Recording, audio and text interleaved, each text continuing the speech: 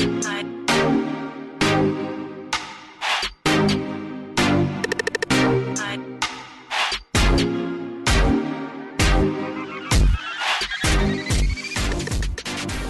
and gentlemen, boys and girls, Mind High is back, and today we have a special guest with us. What's up, man? How's it going, buddy? Tell us about yourself before we start. Tell us your biodata. Biodata. I'm not sure what you mean by that. No, I'm just saying, this was your name. Oh, Sashi. And then we also have another guest joining us, Hasban. I'm here. We only have 4 mics, so you kind of will hear him slightly less than us, but Hasban's here in spirits. I think he's here in flesh No, as he's well. really here. I can see him. Here. And our fact checker, Yo.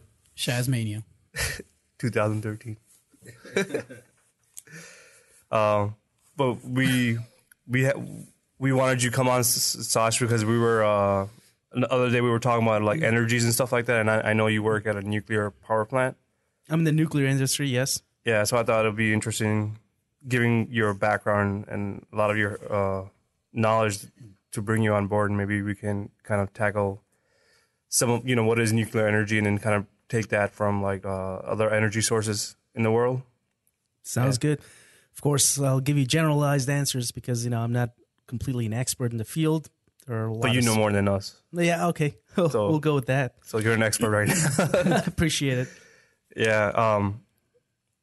I think like you were talking about how you were working on a game that was based. Yeah, so it's funny when Ali told me that you have the nuclear plant, you're in that industry. So I'm a game designer. So I've been working on a game, and I actually have a level that takes place in a nuclear plant, but it's like dystopian, right? It's in the far future. So I'm always thinking about things that can go wrong with power plants or energy, by itself. So I think even before we get into like different forms of energy, like I think Hasban was saying, and we were talking about before, a lot of people don't even know how energy works and how electricity works and how it even, we turn on the lights. It's so easy. But how is that whole process even working? This is a good question. And there are some misconceptions out there. Electricity, whenever we turn on the light, it comes from some kind of a power source, obviously some kind of a power plant. And most of our electric energy is probably coming from a fossil power plant out there, burning coal or fuel oil or natural gas, which is pretty big these days because it has less greenhouse gases. But generally speaking, it's a turbine generates electricity, and to spin the turbine, you need some kind of a propellant or something to help spin the turbine. And one of the best ways to do that is steam, because steam has a lot of power. So this isn't something new. They've developed a locomotive engine, which was basically steam engine. They took coal, put it in a furnace. The furnace boiled water. The water created steam, and the steam spinned. I'm not sure how locomotive engines work, but it created the steam. The steam created the power. So in the same sense, you have water. You have a giant tank, let's say, of water, and you need some kind of an energy source to heat up the water, boil it, and create steam. You pressurize that steam, and you release it, and you make the turbine fans. Turbine is pretty big. It could be the size of this room and size of a giant room, like 10 by 20. They have different size turbines, and they all have, if you think of a turbine, think of like a plane, a jet. When you see a jet, you see the wings, and they have the fans, basically. So steam goes through the first fan, and then it's got smaller fans behind it, so none of the energy is wasted. So the turbine fans spin, and that goes and generates electricity. Right. And electricity, with magnets and all that.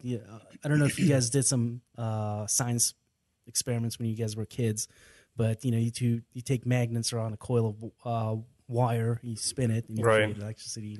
Yeah, I do remember doing some. Yeah, hand crank radios or hand cranked flashlights. It's the same concept, except you're using the steam to spin the turbine, and that creates electricity. So that's basically what you need is spin the turbine, generate electricity. That goes through a switch yard, and then it goes through different through the grid, and everybody gets electricity. Now, in terms of getting the steam going, so you said you use water, right? You're boiling water. Well, that's So That's steam is Right, water. So right. it's the gas form of water. And how does, because I've also heard about that some new industries are using like molten salt to create steam. Do you know anything about that, or is that something? It's beyond my understanding, but yes, we do hear about that stuff. Yeah. So, but that's beyond my expertise. Okay. Are all electricity, in a sense, do they work the same way where there's turbines that spin and you just have a different source of energy? So you have your nuclear energy, then you have fossil coal. Are they all for those electricity that's generated through those turbines? You need steam. You need something to heat up the water. That's where nuclear power comes in. That's where fossil comes in. But for example, for solar, they take the photons of the light photons, and then they store it into energy. Right. That's the most common solar that we know of, that people think of. You see those solar panels. grids, right? Yeah, the solar panels on the roof. They're basically collecting that light photons, and then they're storing it into some kind of a battery bank, and then they use it later. The other solar, there are some other ones like solar farms. They do a huge array of solar, what are those called, panels. And then the other one is mirrors. You take the light energy, and there's a bunch of mirrors, and all the mirrors are pointed towards a giant tank of water, again creating steam. So that's another way of doing that, using solar power. The other one is hydropower.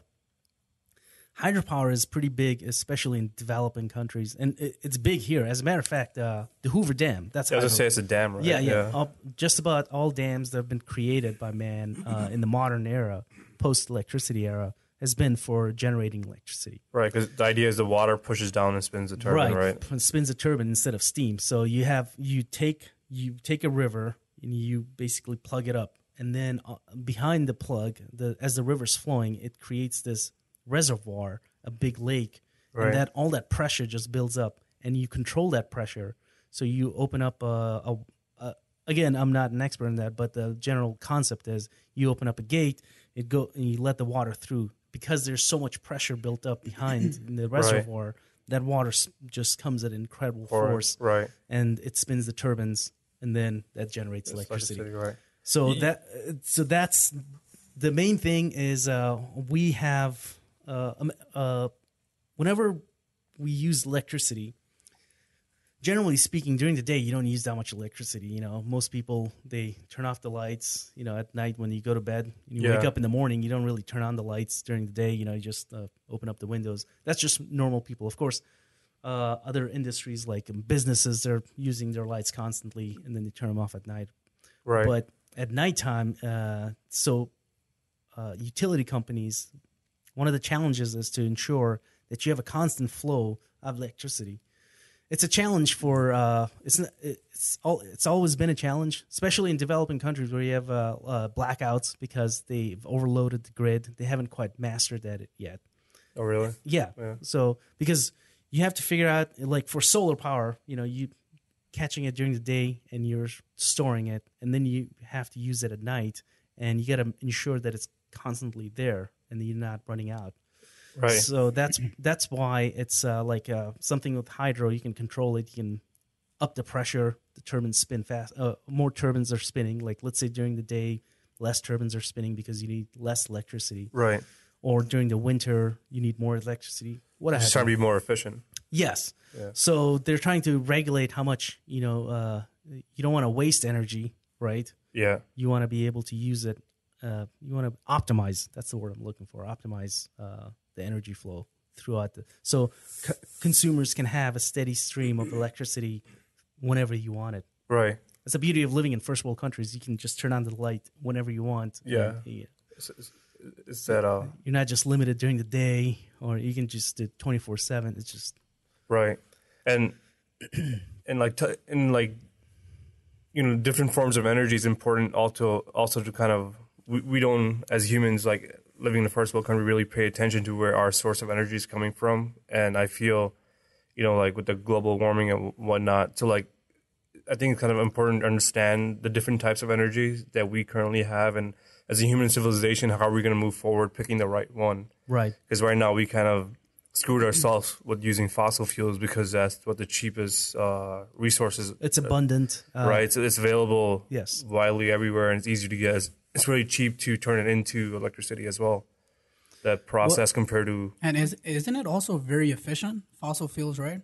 And not really in terms of, Compared to solar power or like some of the absolutely, green absolutely, energy. Absolutely. Compared to solar power, it's definitely way more efficient. Compared to, let's say you went out to hydro, there's only so many rivers. Yeah. Out in the desert, there are no rivers to just dam up. So, so you can take it anywhere. For example, you can gather it at one part of the world or one area, and then you can move it anywhere you want. So yeah. So you working in nuclear, that is when people hear nuclear power plant, it just sounds so terrifying. Yes, that's the reason being is because it was used in a horrific way. That's how the world was introduced to basically the nuclear power is the atom bomb. The nuclear bomb. That was the way. And it's funny how the military will devise, or wars will devise some devices. They'll come up. They'll invent something to kill human beings, right? And then that alone can spur other stuff, other industries that progresses human beings. Right? Because the initial discovery of nuclear energy was through Einstein's equation, right? E = mc squared. Because when they finally understood that, if you have I don't know the logistics of it, but like depending on X amount of mass, you have X amount of energy, and then with his formula, they discovered how to make a hydrogen or a nuclear bomb, which also turned into in two ways. They figured out how to take uranium and the other one that starts with a P. Plutonium. They figured out how to use those things to turn it into so much energy that it just explodes, causing a lot of devastation. You could use it as a weapon, and then also you could use it as a source of energy as a nuclear power plant.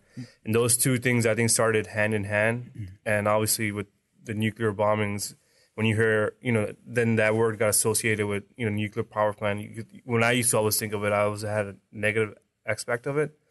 But after talking to you, I was just doing a little bit of research, and it does sound great, but it also sounds scary at the same time because there are a lot of risks involved with it if it's not done correctly. Yeah, and that scary perception is probably not going to go away anytime soon. One thing about that Einstein's, I'm not sure. I'm not a physicist, so I couldn't quite comment on that, on Einstein's theory of relativity, or that E = mc squared. Right.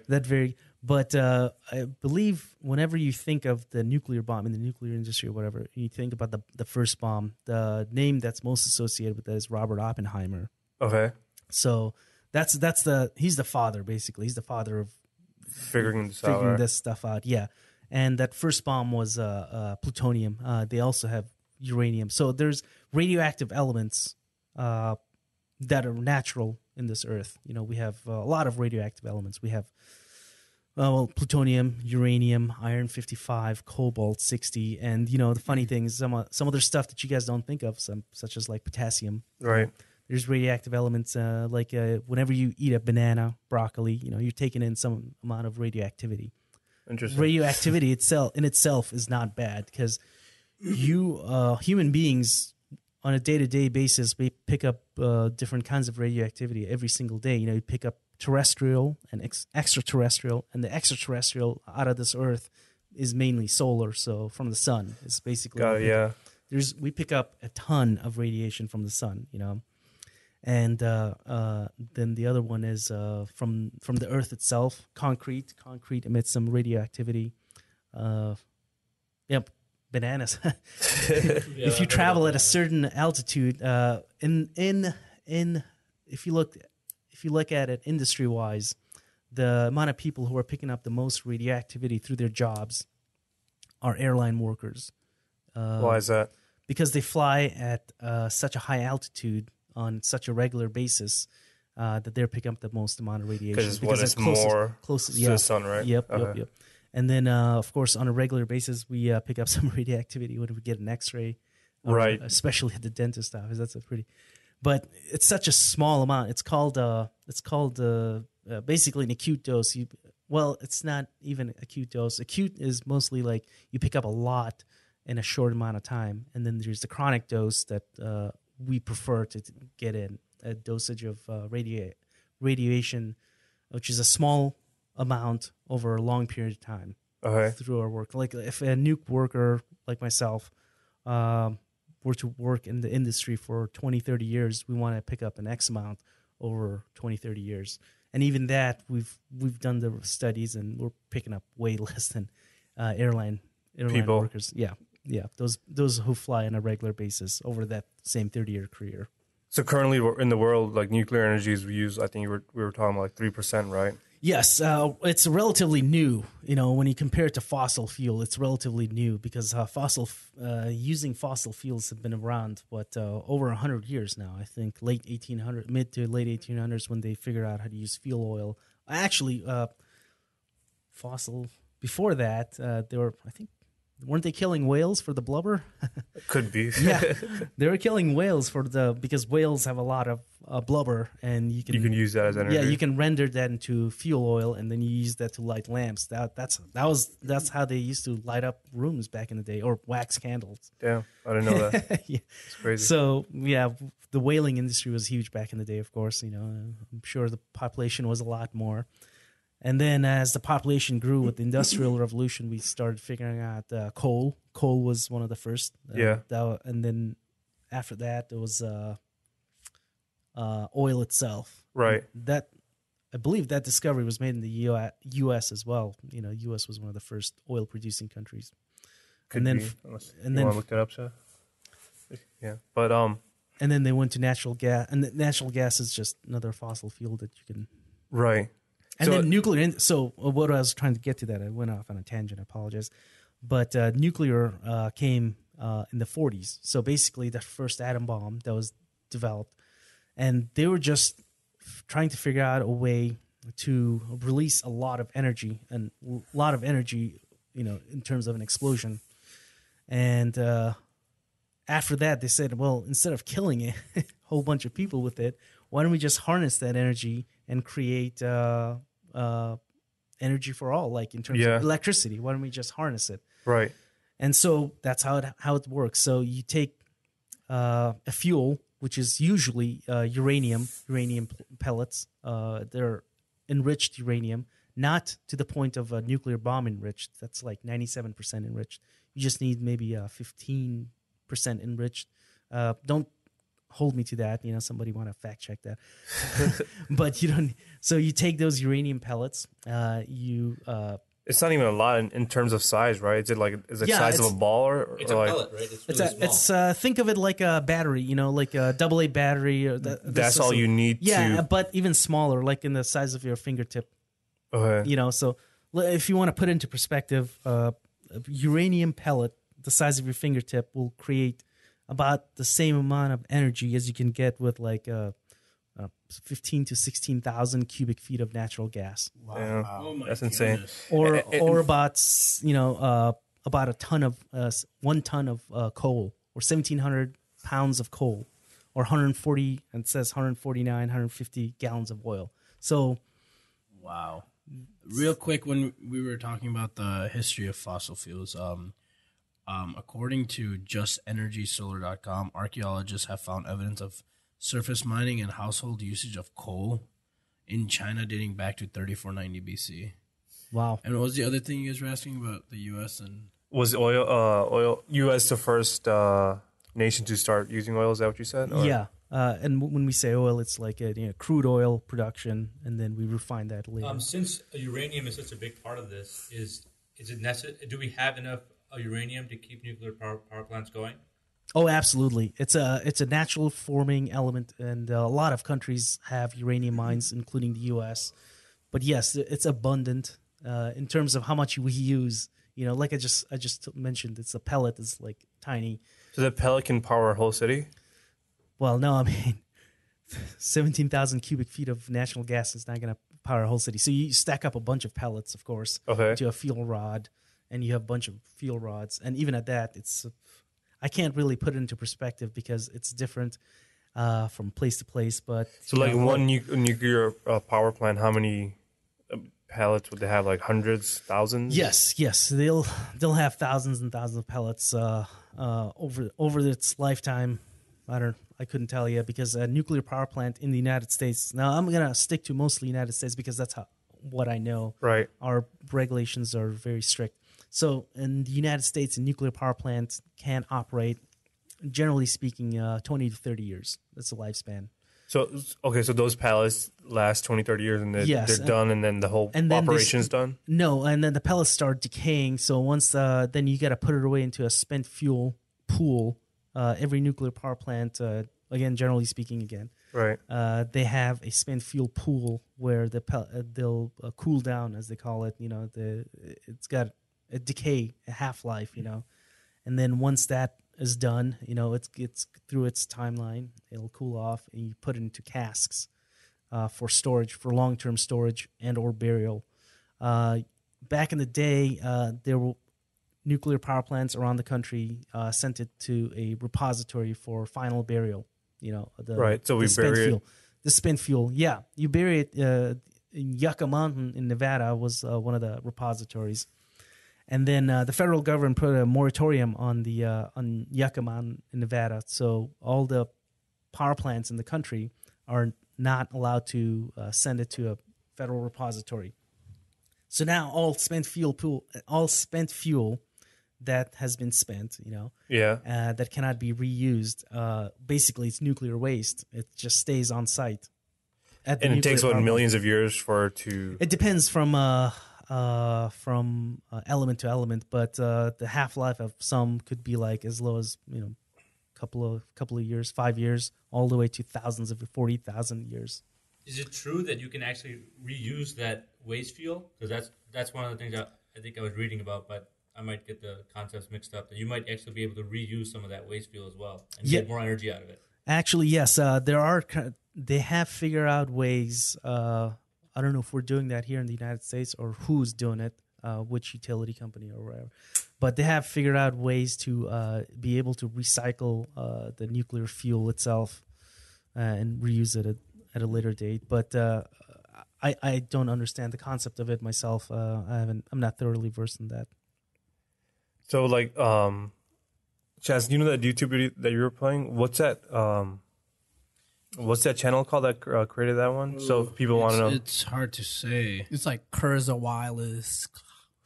How about we put a link up on our Facebook? Yeah, it's probably a lot easier. I don't think anybody can pronounce it. Yeah, but they changed the name to make it a lot easier. I'll tell you right now. But what was that video called? So if someone wants to YouTube it, do you have vacuum decay? No, not that one. Was that the one that I asked you? Do you still have that up or no? How Tesla will change the world? Wait, no. Why? No, the YouTube video that we were watching earlier. The energy video. Because there's that's what I want to talk about. So if people want to watch it, it was a good reference point. How do I find it? If you go to YouTube, just search nuclear energy, and I think it'll be the top 3 ones, and you'll see there. It's in a nutshell.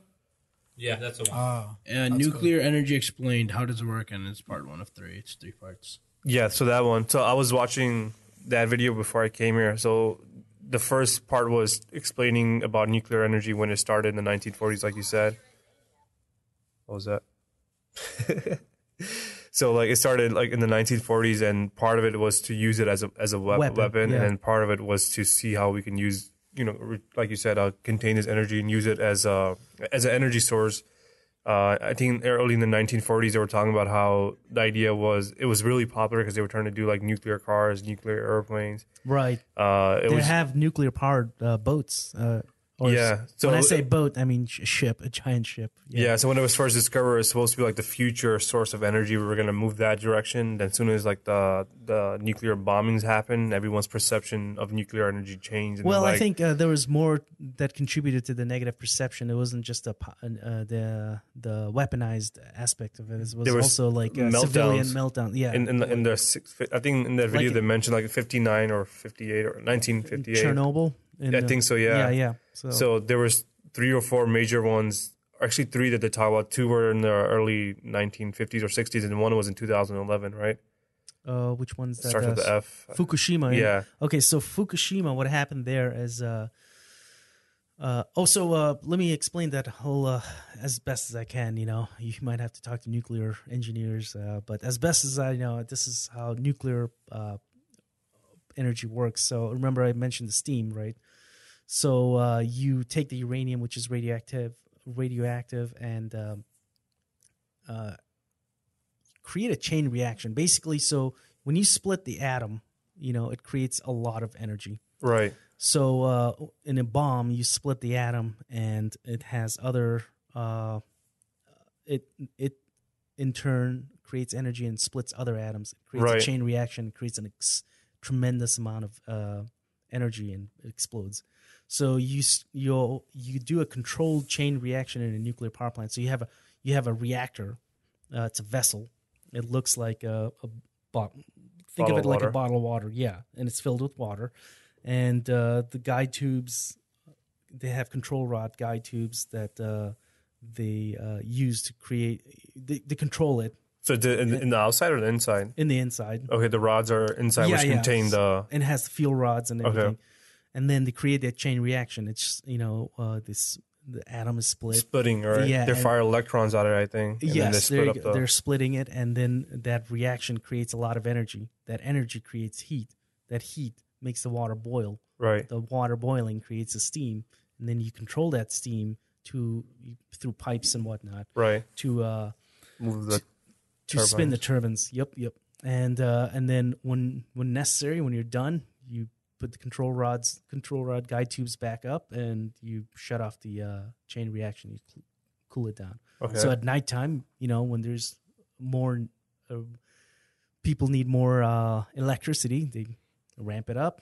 When you don't need it, ramp it down. That's how it works. So that's about it. So you have that nuclear power plant will have a reactor, and then reactor pressure vessel, and that is measured in how much energy it puts out in megawatts. They have 1,000 megawatt reactors. They have power, and then of course, a power plant will have an X amount of reactors on site, usually 1 to 4, whatever. The power plant I was recently working at, it was built in the 50s, and it was being decommissioned, and it was only 65 megawatts. It was a tiny one. But its uniqueness was that it was the reactor itself was underground. The one I moved to recently, about 2-3 weeks ago, to start decommissioning this other one, they have 2 reactors on site, each over 1,000 megawatts. Wow. Yeah. So tying that to like that 2011 incident, like what happened there? So Fukushima, that's right. So nuclear reactors, so when you have that steam, remember I was talking about that steam? Yeah. So eventually that steam is going to need to be cooled down.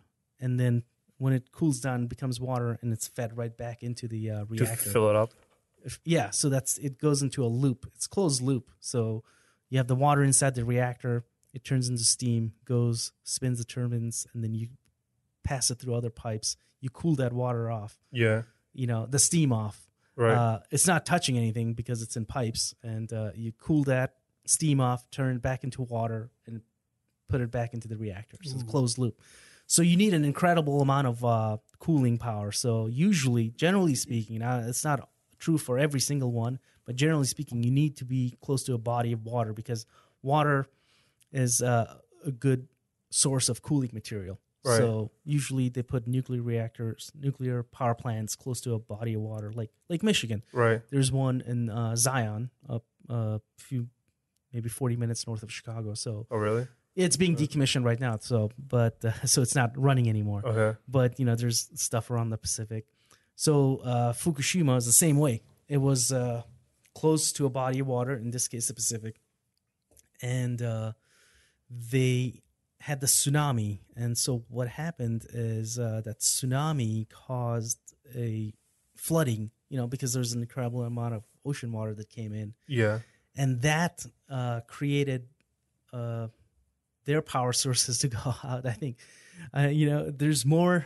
You can find out about it at the Nuclear Regulatory Commission website and lessons learned on Fukushima Daiichi power plants.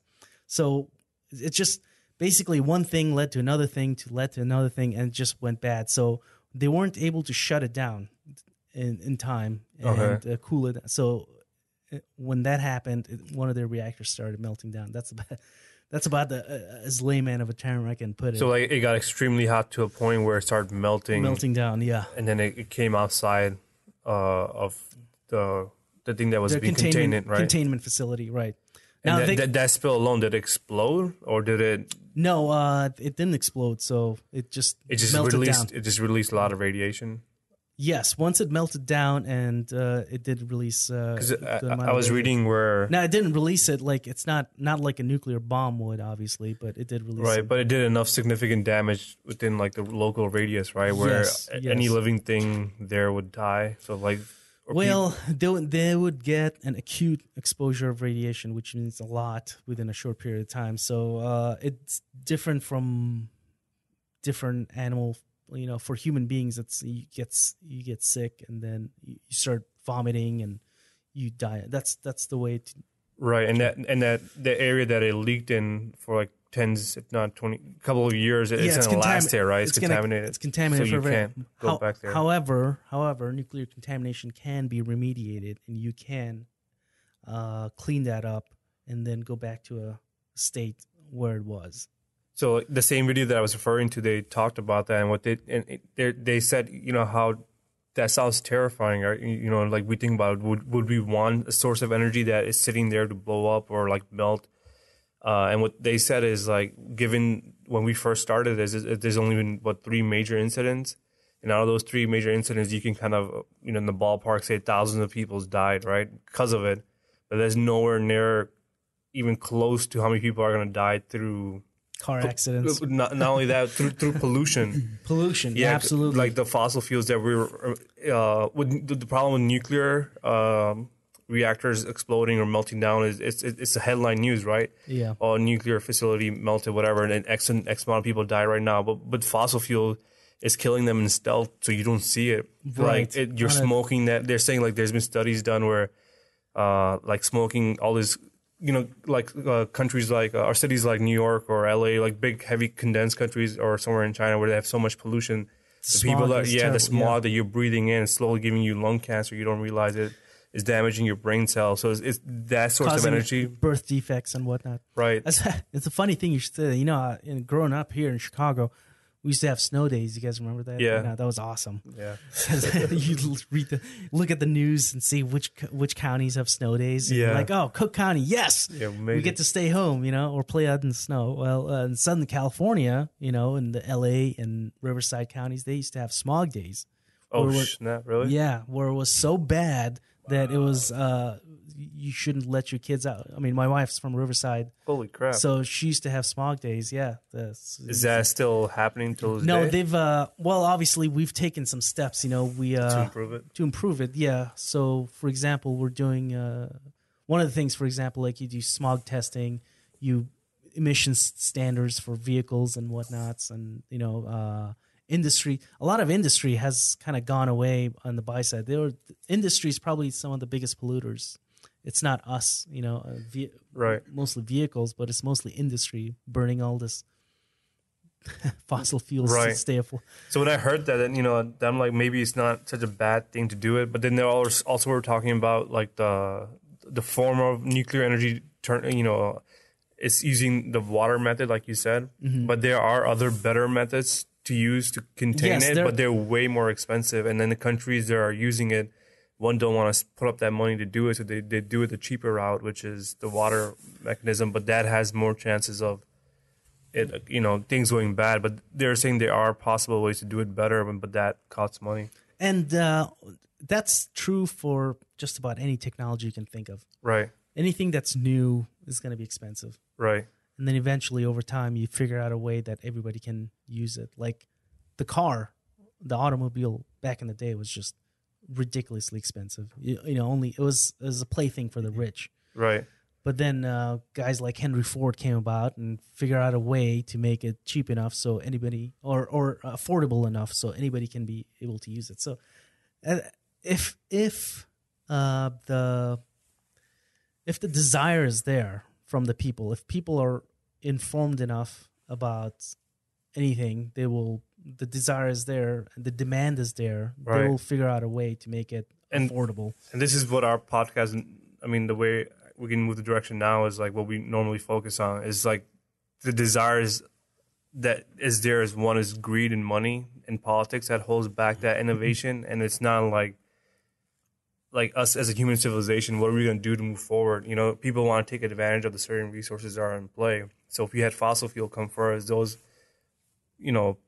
politics are there where they don't want their money gone away. So they have their friends in forms of government. Right. They'll have lobbyists and they'll try to pass laws that benefit certain businesses and so on and so forth. And what we try to do in this podcast is, we try to reach as much people as we can to kind of,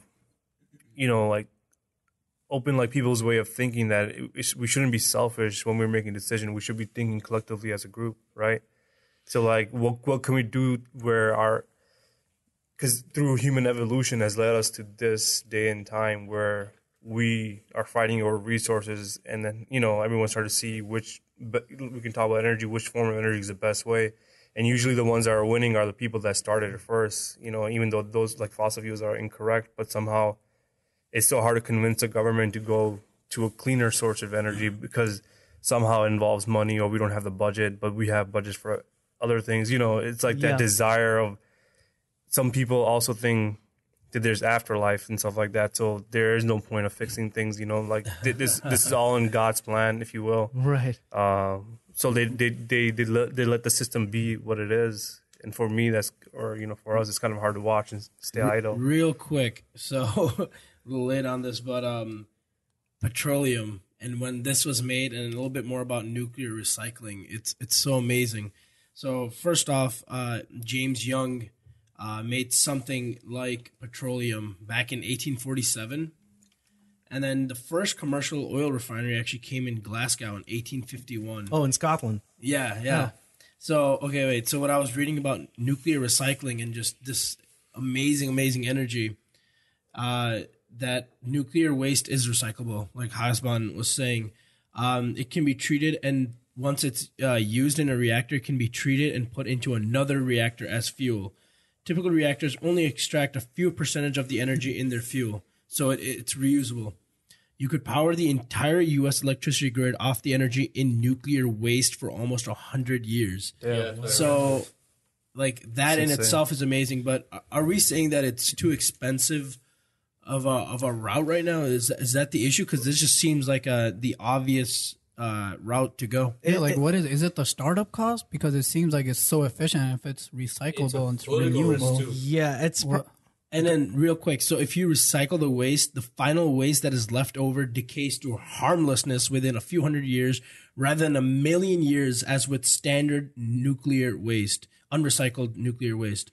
That a million years or a couple or 100 years, Which is just crazy. Then you think why aren't we doing this? And then you look at the world's only doing it's only 3%. And then one of the negatives in that video that I was talking about earlier, what they mentioned was the problem with nuclear energy is that once you help other countries teach it, now they also have the capability of understanding how to turn that into a weapon. That's the downfall. So then you have to have they talked about the treaty that they made. Any country that's going to use nuclear power plants also have to sign off and say they're not gonna use it for ill will. They're not gonna weaponize it. Yeah, they're not going to figure out how to turn it into a nuclear weapon. And that's the biggest fear, right? Giving every country the source of clean energy, but you're also giving them a nuclear bomb. So if anything goes wrong, all these, everyone's if there's a World War III. But then what about like right over here in the United States or Israel, countries that already have the nuclear bomb? Why aren't they just focusing on nuclear energy? Why are we still burning coals over there? And Well, It is cheaper to do it that way. in the U.S., we just have we're a free market, right? So any method that is profitable and available, you use, and it's pretty diversified. Like we were speaking, I think you said 3%. That might be the world figure, but in the United States, it's probably around. Yeah, it's a world figure. Probably over 8% in the United States. Maybe even 15 to 20%. I think in the United States.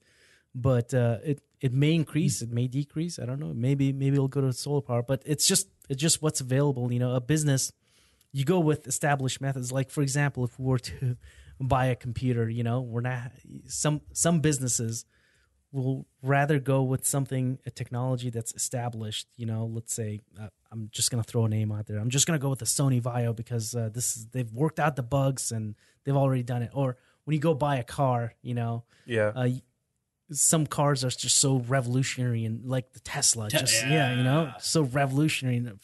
But there are obviously it costs money to make something like that, and because the demand it's not in such high demand. I mean, I should take that back. Tesla is probably in pretty good demand, but it's not so well known, you know, in the rural everywhere. It's not like a BMW or a Mercedes yet, right? It's not. It doesn't have that brand name recognition just yet. It's getting up there, but and then of course it takes a while for humanity to figure out a system, to perfect a system, you know, and we're always perfecting it.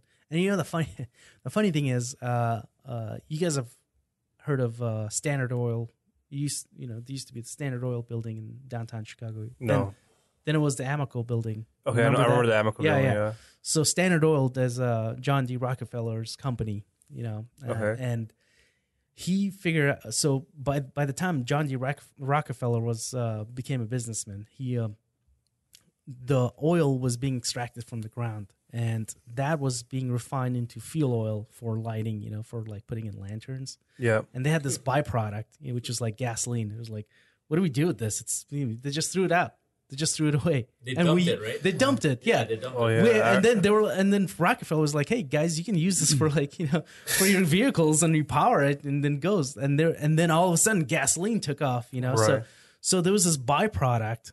So it's the same. Waste, right. Basically, it was byproduct. They just threw it away. So it's the same kind of. It kind of reminds me of nuclear power. Nuclear waste. Yeah. We have this waste. Like we haven't quite figured. I know there's energy there. We just haven't figured it out yet. But now people have figured it out. But initially, it's always expensive. You know, something brand new is always going to be expensive. Even with like electric cars have. I mean, they have an incredible history. The first generation of Toyota Prius in 1997, the Honda EV Plus, you know, back in the early 1990s, and it's been around forever. Yeah, but you know, the It started electric at the same cars, time, yeah. electric cars have never been sexy until Tesla came out. No, it's not even Exactly, about there sexy. you go. That's the But it thing. came out at the same time as the gas car. It's true. In a free market, you got to have It came some out kind at of the same time. appeal to it. That's incredible. It's Early 1900s. not even simply just about it being sexy. There was a high cost because it was, you know, something different. It was a low top speed. You know, it's like you're driving a lawnmower or something. But short range of battery electric vehicles. So like literally, there's a picture here of a massive battery brick, and someone's like, it was a hassle until Tesla came, and even he is building this giga factory that took billion. Like, how much money did that take? Right. So you need that capital. You needed someone like Tesla to come along who had that capital. Tesla and or he Elon drove Musk. it. Oh God! Right. Tesla came back from the dead. Horrible fact checker. I think that's the largest like factory in the world. That That's factory correct. is like the largest actual factory in the world. Yeah, Right? That's a fact, husband. But And I mean, just about every new like think about it. Back in the day, when we were kids, they used to have cell phones. It's not as prevalent as, but people had cell phones. You know, you see those Wall Street. You know, the '80s, the go-go '80s. You watch Wall Street, and these, you know, they had only rich people had those brick-sized cell phones, and only few people could afford it. You know, it wasn't prevalent. It was like, you know, it was so expensive. So you couldn't. And that's the thing with the new Tesla. Now it's mainstream because the new one is $35K. Yeah, So yeah. now There anybody you can go. afford There it. you go. The Tesla 2? Yeah, the Or new one that's Tesla coming Model out. 3. Yeah, there you 3, go. yeah. There you go. That's right. I'm So not sold on the name, but whatever. But I think it's a cool name. Yeah, I think it's a cool name too. Sorry. I love the name, My yeah. apologies. You test drove one, right, husband?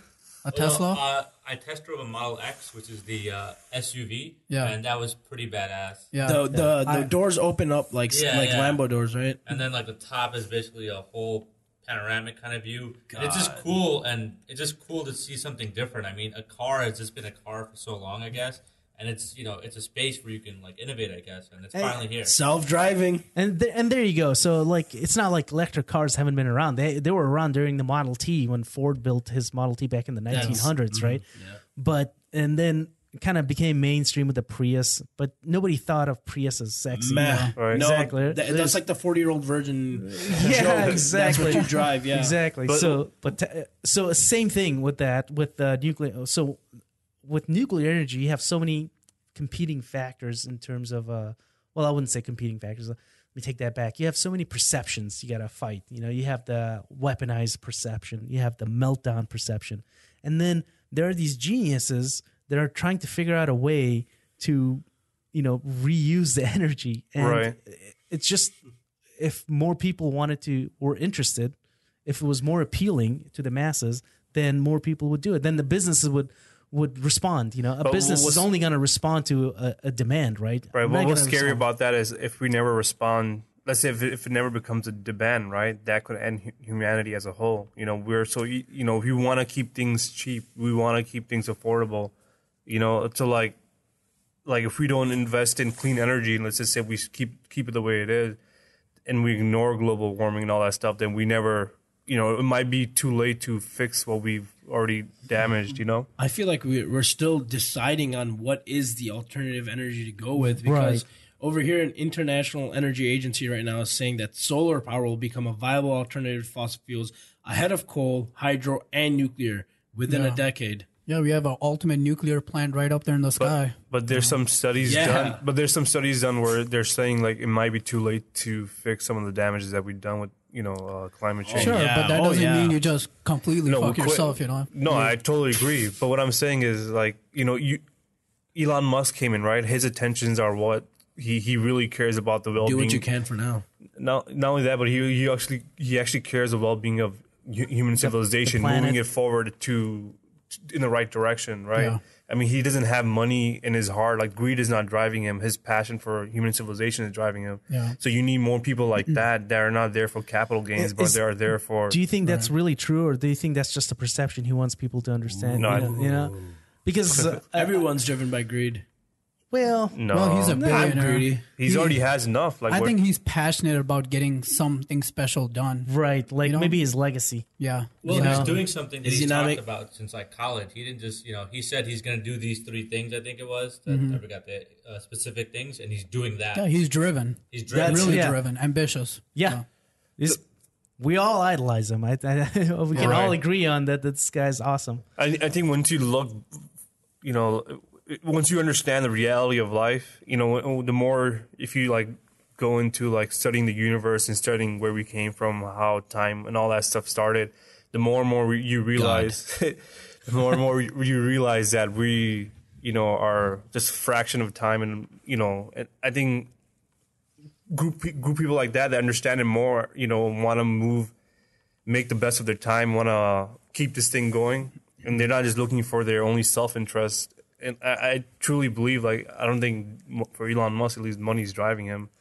I think he understands. Definitely not money. Amber Heard. And I think even within this group alone. What? I didn't get that reference. Yeah, I didn't But get I'm it. very interested. She's really hot. Well, I know that. There we but go. Who is she? Wait, but who's driven by her? Guys, you guys need to go to one of my main sources, tmz.com, once in a while, and you'll Check it You out. know, up we to have date. computers right in front of us. What is her name? Amber Heard? No, he was like dating her, after her. Elon Musk This is was? going the wrong Really? way. I didn't. No, Sorry, this is going the right way. No, Elon Musk. That's Johnny Depp's ex-wife, right? There we go. Yeah. So he started when they broke up. Shit. Elon Musk started dating her. Is that right now? I think so. He like told one of his agents like, "Get me her" or something. Dude, they had that sounded Donald Trump. A bunch of speculation here, guys. What up? What up? Hey, they had an interview with Elon Musk, and they asked him about relationships, and he's literally like a robot in these instances, right? He's like, yeah, I think I gotta start planning time out for a relationship. How much do you need? 1 hour a day, or what? Oh, that's Yeah. that's Yep. yeah. Very nice. Props, nice. Props. Respect. Elon Musk is the man. I forgot what TV show she was in, but no, wait, sorry. So that's dating news. She's with the chick now, Kara something. Oh, she left him. Shaz is up to date on that. Don't even need it. Shaz is driven also. Amber Heard. Hey, but I think you hit Never the heard. nail right on the coffin. Is that Head. is that how the the saying same? goes? Nail on the head. Let me fact check As that. I was saying that, I'm like, wait, is that the right way to say it? That sounds But, creepy. Nail on the head. I think is that right? Yeah.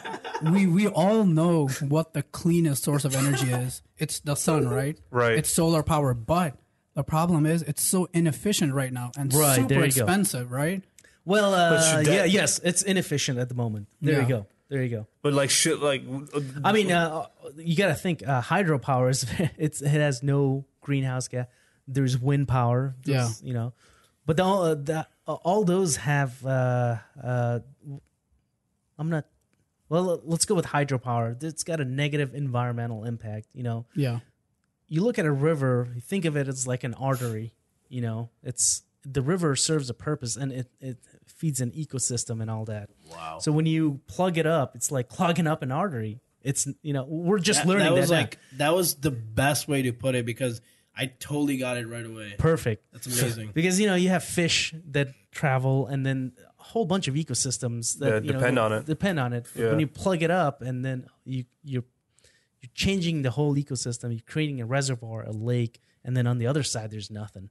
That's not right. Yeah, so that it has negative environmental impacts in terms of for hydropower, but in terms of emissions, zero right. Zero That's emissions. awesome. Same thing with nuclear, right? There's zero emissions as Zero well. zero greenhouse gas Unless it Exactly. explodes. Yeah. Now, see, Well, again, no greenhouse It's just gases. radiation. It's All right, radiation. all right, you're okay then. You're okay. Just you're gonna be born with like 3 arms. That's fine. now to just You're gonna be throw born this, like a tripod. now just to throw this podcast a million years into the future. Now, Here see, we go. wind power and all these energies are awesome, right? No greenhouse effects and all that. But what I'm worried about is million years in the future, how can we harness the entire star? Have you heard of the Dyson Type sphere? 2. Type 2. No, I haven't. Because I want to become a Type 2 civilization, yeah. Yeah. Harness the entire power of our star. So- I want to become a Type 3. So This kind of ties with Fermi paradox, right? Those Yeah. those type 3 civilizations. You want to? I know we already talked about it in our first episode. You want to do a quick recap of that as well, like. Well, okay, so the Dyson sphere idea is that there's different types of civilization. There's a Type 1, Type 2, Type 3. And basically how that works is a Type 1 civilization is able to harness the power, I believe, planet? of its entire planet. think I so. believe you can probably look into that. I'm doing it. And I think a Type 2 is able to use all the power from its host star. So ours would be the sun. A Type 3. that's amazing. Yeah, and a Type 3 would be able to use all the energy, all the power produced by the entire Galaxy, I think. solar system, or maybe galaxy. I think Shaz looked Basically, that up. God. Yeah, you're basically God.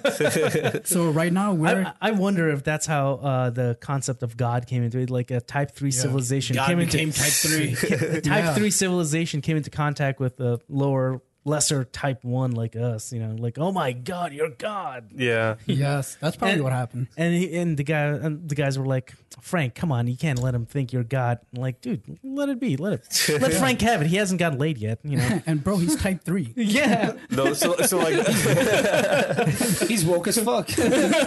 so like we always talk about how God is also, you know, like Einstein's theory of relativity, where everything's relative. I've God- heard of it. I just don't know what it is. I'm not a physicist, so but So it's that guy was a genius beyond my I think capability of understanding, you know. a lot of people. But to recap it, like in the easiest way is like if you know everything's relative. It all comes down to an observer, right? So if you see a car that's moving 60 miles per hour, the guy that's sitting in the car knows he's moving at 60 miles per hour, but he's not literally moving inside.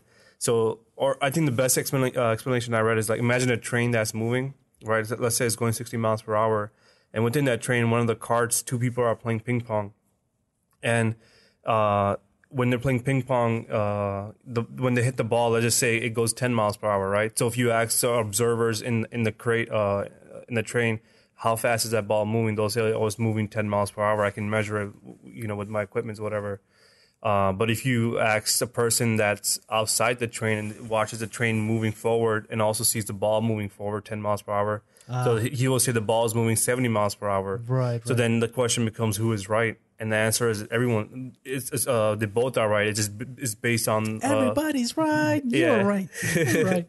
So it's just based on the observer. So then it becomes relative. I see. So in that sense, like I don't know if we talked in the podcast, but me and Zohaib always talk about how God can also be relative. So how we were joking how there's a type 3 civilization that could have been our God, but they also have a God, and each person. There's not only up to type 3. You guys got to hear this. So it's called the Kardashev scale. I'm on futurism.com, and this is awesome. So so this is something developed by Russian astrophysicist Nikolai Kardashev. Fact check that last name. I don't know if I'm saying that right. He was looking for signs of extraterrestrial life within cosmic signals. It has 3 base class of energy disposal level. So type 1, type 2, type 3. I'm going to get to type 5 in a second because type 5 is the dopest thing I've ever heard. So a type 1 designation is given to a species who have been able to harness all the energy that is available from a neighboring star, gathering and storing it to meet the energy demands of a growing population. Michio Kaku, I believe is how tends to believe that all things taken into consideration, we will reach type 1 in 100 to 200 years. So we're like we believe we're like a 0.7 or something whack. Okay, next step up. Type 2 civilization can harness the power of their entire star, not merely transforming starlight into energy, not like just solar energy, but controlling the star. So that's where the Dyson sphere actually comes into. Yeah. Type 3. I think Dyson sphere is like a bunch of satellites around like the sun. It's a whole sphere that takes the entire sun over. Yeah. That's amazing. Type 3, where a species then becomes galactic traversers with knowledge of everything, warp speed, having to do with energy, resulting in them becoming a master race. When are we gonna become that? I don't know. Go play the game Mass Effect. They've done it. They figured it out. And then a type 4 was too advanced and didn't go beyond type 3 on his scale, so he couldn't comprehend it. What? He thought that. What's type 5? I know what type 5 is. Okay, so it was a better step 4. Skip step 4. Don't worry about it. Type 5. Okay, lesser growth. Type 5. The energy available to this kind of civilization would equal that of all energy available in not just our universe, but in all universes and in all timelines. Multiverse, yes. Boom, multiverse energy. We don't even know if there is a multiverse, but there you go. You got type 5 though. So this is just theoretical, right? Yeah. No, totally. this is happening. This is happening. I mean, type 3 has obviously already happened, and that's why we don't see aliens. That's actually one of the theories of the Fermi paradox. They say that there are type 3 civilizations. So you've got all the power of the universe. Now you don't need to travel around. You have everything you need. Bored. You just power up a super computer and make your own simulation. So everyone has their own universe. You have your own. He does. You do whatever the hell you want. You get a universe. Yeah, exactly. So real. Let me understand this. So alien. Let's just call them aliens. Other civilizations. So they have reached these upper classifications of type on this Kardashev scale, right? So Allegedly. They're able to traverse between different timelines and different universes. So we're in this moment right now. All of us in this room are in this moment in time, right? So they're like flashing between different multiverses. They're like in different, and we're in just this point. And they're like, damn. Do you understand what I'm trying to say? Yeah. I think you only got what I think everyone else. Well, Ali's a big believer in multiverse, so he totally got it. It's a multiverse theories. It kind of makes me think of that movie Interstellar. That's what I was trying to think of, Right. like just going to a library. Yeah. You know what? I'm just gonna go back 10 years. Like, Yeah. you know what? Or it's not even go back 10 years. Every time is in front of you. You just go to it. There's no going back or forth. Everything is in the present. That's One all. word I Yeah. said wrong. I apologize. Yes. What was crucial. I will go. He was all straight face about it. I messed up. I'm off the podcast. This is theoretical, of course, but if you think about it, we have first world countries, second world countries, third world countries. Like don't we have like Oh my God. we Step have civilizations. we came from Stone Ages, Apes. basically, from Stone Age. on, Let's just go from the Stone Age to the Bronze Age, the Iron Age, Yeah. and then basically, the Industrial Age. And then we still have countries that are still in the third world phase. They haven't become fully industrialized and fully They don't have clean water. clean water Or or electricity, sewage, TV. And it's not like sewage is something new. The Romans had sewage They're systems. taking dumps in holes. Come on. And what's funny? We were talking about our concern for the environment. We have nations came together for the Kyoto Protocol, and some of the nations that don't want to abide by these environmental regulations are third world and developing countries because they're the biggest polluters on the earth. And think about it. Like, what options do they have? It's like get somewhere now. It's if you're thinking about it in terms of like, you guys have traveled to South Asia, right? I have not. You have not. Wow. What do you mean? I was born there, but I haven't gone back. Okay, so but you've seen TV and what? Yeah, So, of course. so those guys, You've seen TV. You know what a TV is. What type person are you? Type three. I feel like I have to say it because I don't have a TV, so but I watch Netflix and stuff. So Heresy. Burn him. burn him at this. Burn him on the cross. Okay, just hold off your pitchforks for a second. But this guy's pulling a rickshaw. The guy does not care one way or another where we're ending up in 100 years. He needs to eat today. Oh, Right. yeah. Yep. You know what I mean? Yeah. And so those countries are trying their hardest to meet their energy demands because it's like, hey guys, we're in the Stone Ages basically. At nighttime, they have blackouts. It's not at night. funny. They have blackouts at nighttime. We're just trying to get electricity at night so these kids can do their homework and go to school the next day and not have to pull rickshaws like their generations before them. Well, we need a Dyson sphere.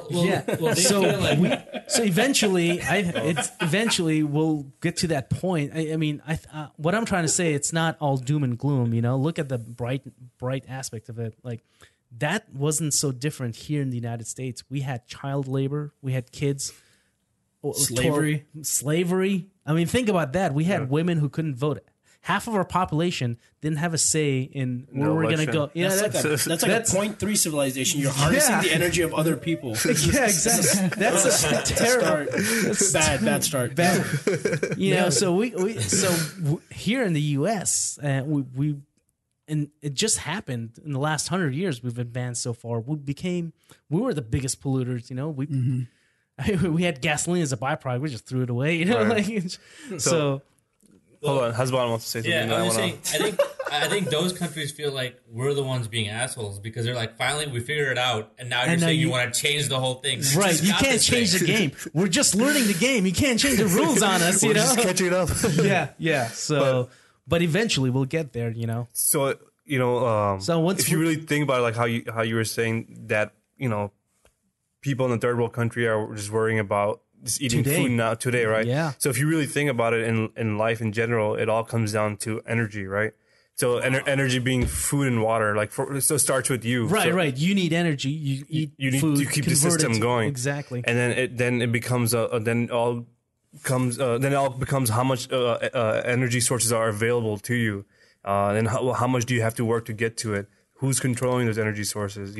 So there's Corporations mostly. Yeah, depending on which region or part of the world you live in, some people have to grow their own energy, which is farming, or some people like us, we pay for it. So, but we have to go work and we have to give our physical labor energy out. Right. In return, we get To a exchange currency. commodity, yeah. Then we give that. It's all transactions of energy. And when my sister was here from like London this past summer, I was just kind of explaining that to her, and it gets really barbaric if you break it down to the most desperate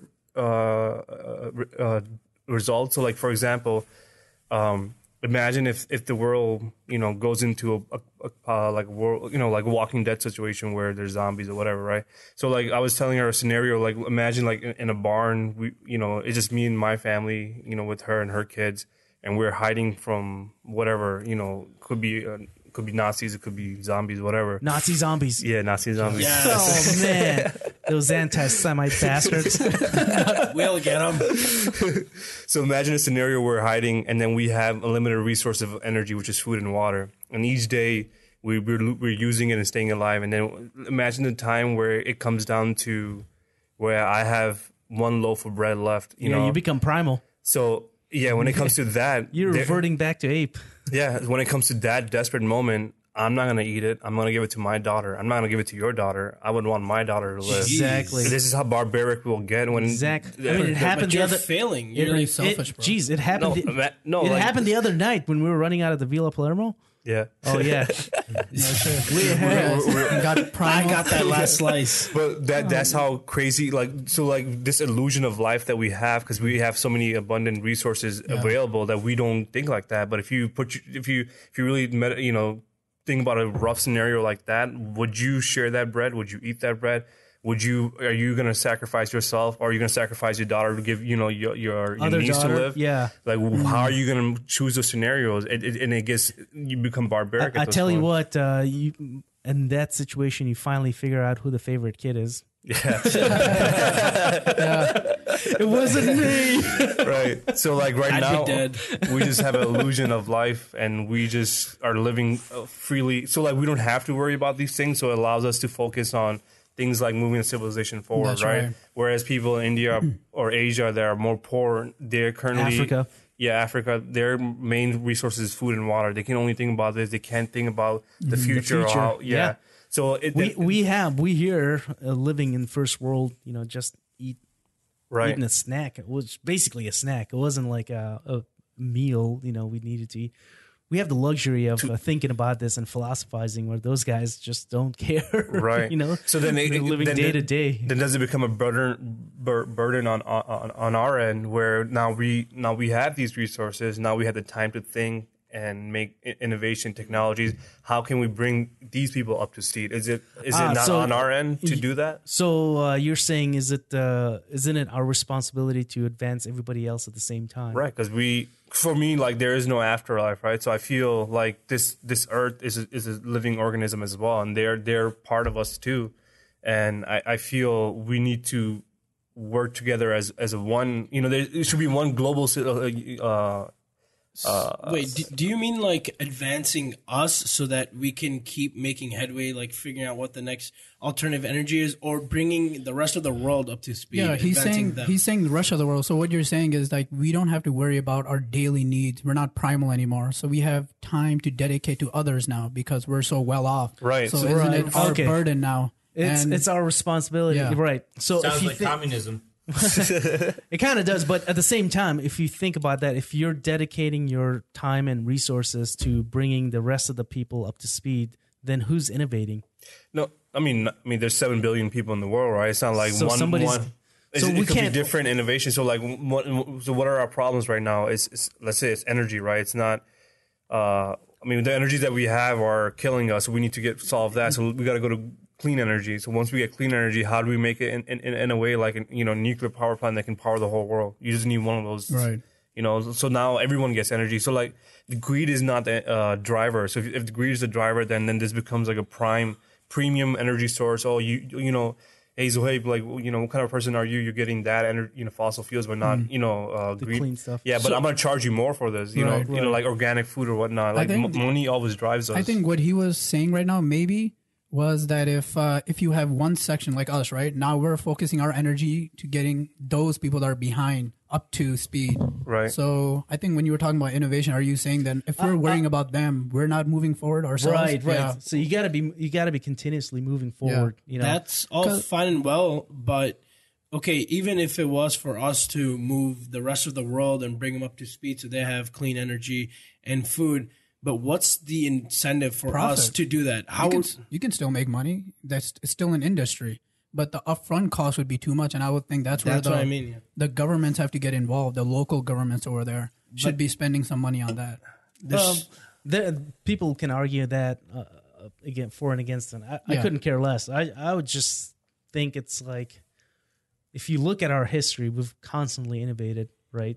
Yeah. And people are left behind, but eventually even those people, it generationally shift, you know, like let's say, up. the guy, going back to the guy who's pulling a rickshaw, you know, he's busting his butt so his kids don't have to, right? Yeah. So eventually we'll come to a point where he'll get to a point where his kids are going to be educated and they're going to move on to something less menial laborish, you know. So it's going to be just basically generationally. I do want to ask a question. Are you trying to say, and this, I guess I know you a little bit too, that capitalism drives innovation? Because I felt like in the beginning you were saying that, but I'm not sure, so I want to ask. I couldn't say if it does because communist countries have innovated too. So it's got to be a drive. It's like a collective drive. Yeah, but I mean, people. in terms of innovation today, wouldn't you think American companies are right up there? Tesla with Elon Musk and Google. It seems like everything is coming from Valley. It's all capitalist countries. Like, what are the communist countries doing today? I mean, I'm really interested in that. Well, yeah. Well, other than China. I forgot China.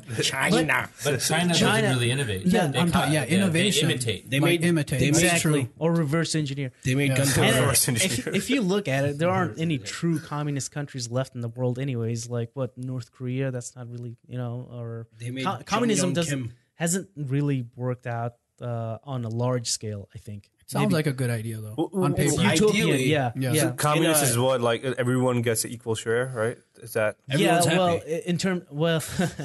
that was the idea. It's a utopian society where the state controls. There's no free industry, Oh, damn. and so it's basically socialism to a level. So they say if you look at it even closer, there's differences between socialism and communism, but their main thing is no free industry. The state controls everything, and that way. What's the benefit of that? The benefit of that, they said, is that the state can determine if you're well off, then we can what's the word I'm looking for? Distribute your distribute. wealth. Yes, distribute it so everybody else is an Benefits from it. equal footing. But then it's like if you studied X amount of years to be a doctor or an engineer or whatever your Daisy parent wants you to be, Right. you studied your butt off, and if you're gonna get paid the same wage as a janitor, what's your incentive to go study? That's And right. even that it kind of sounds like what we're Not that I'm down playing janitorial work. That's Yeah. God bless those guys. Yeah. But I'm just saying, like, what's the incentive for you to work hard or innovate if There's none. Exactly. Yeah. But it kind of sounds like with what you're proposing, or not proposing, but like what communism is. do. But you're not proposing. But it's kind of like taking from the ones that are more well off and distributing that. That's kind of like what we're proposing for the entire world to be. Is like communist, almost like take what the U.S. is doing and now like distribute or what. Yeah, but then first world so countries. the only issue with that that's why I asked who's innovating. So if we did that, if we put all of our efforts into it, then we're not putting any effort into innovating and moving forward. I'm sure Right. there could be a solution. You know, you could still have capitalism, but you could have like a charity. There is a solution, by the way. What? So there's this idea of universal basic income, right? So everyone gets a basic income where you're able to take care of your daily needs, like, you know, shelter, food. So nobody's starving, so you get that. But people that are still innovating are still getting those capitalistic gains. You know, if you're like Elon Musk, you're still profiting and you're going off on your passion project. but everyone has that universal basic income to make your daily needs meet. So So you're not worried about your just Right. survival, you know? So I was thinking about that. It sounds similar to like minimum wage, Yeah. right? Yeah, You yeah, make yeah. the minimum. So you put minimum wage at an X amount, and then So but the people thing can is, live. But however, minimum wage requires that there are jobs there for everyone. Whereas universal basic income, you get that income regardless whether of you a work or job. not. I don't. whether- I don't like that. Why not? I can't. Everyone Why? has if you can afford it, everyone gets their basic needs met. Okay, we're I not like talking that. about we're not talking about money so you can go buy a Lexus, just so you can feed your family and food, shelter. so Buy the thing drugs if is, you like, want how to. would you fund that? You know, like somebody's funding that, right? The guys who are Tax. working their It's butt gonna have off. to be Yeah, taxed. exactly. So it's some kind of a Trickle redistribution. down effect. Tax the billionaires. Yeah, but there's tax at 1%. But you know what else could happen? The economy, the market itself could catch back up. So it's if you are, let's say you put a minimum wage at a certain amount, you know, at first it's working, everybody's finally able to afford something, and then For something. you know, afford, you know, daily needs, necessities, and whatnot. And then you live in an area now. Everybody wants to move there, and now you have more people, less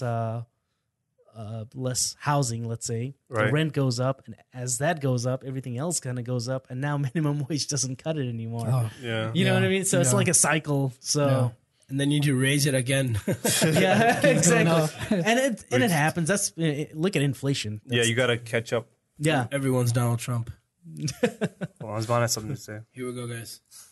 pressure is I high. was saying in the conversation, but basically, when you live in society, there's actually cost to that as well. Yes. So, we don't talk about that enough. There's a cost of crime. So poverty is actually a cost to society. That's an why excellent point. universal basic income, or the minimum wage makes so much sense, because we have to deal with that cost either ways. Yeah. So I think it's more humane, and it makes more sense for us too, if you want to just look at it, what's in it for you, to give those people something so they're not causing problems for you.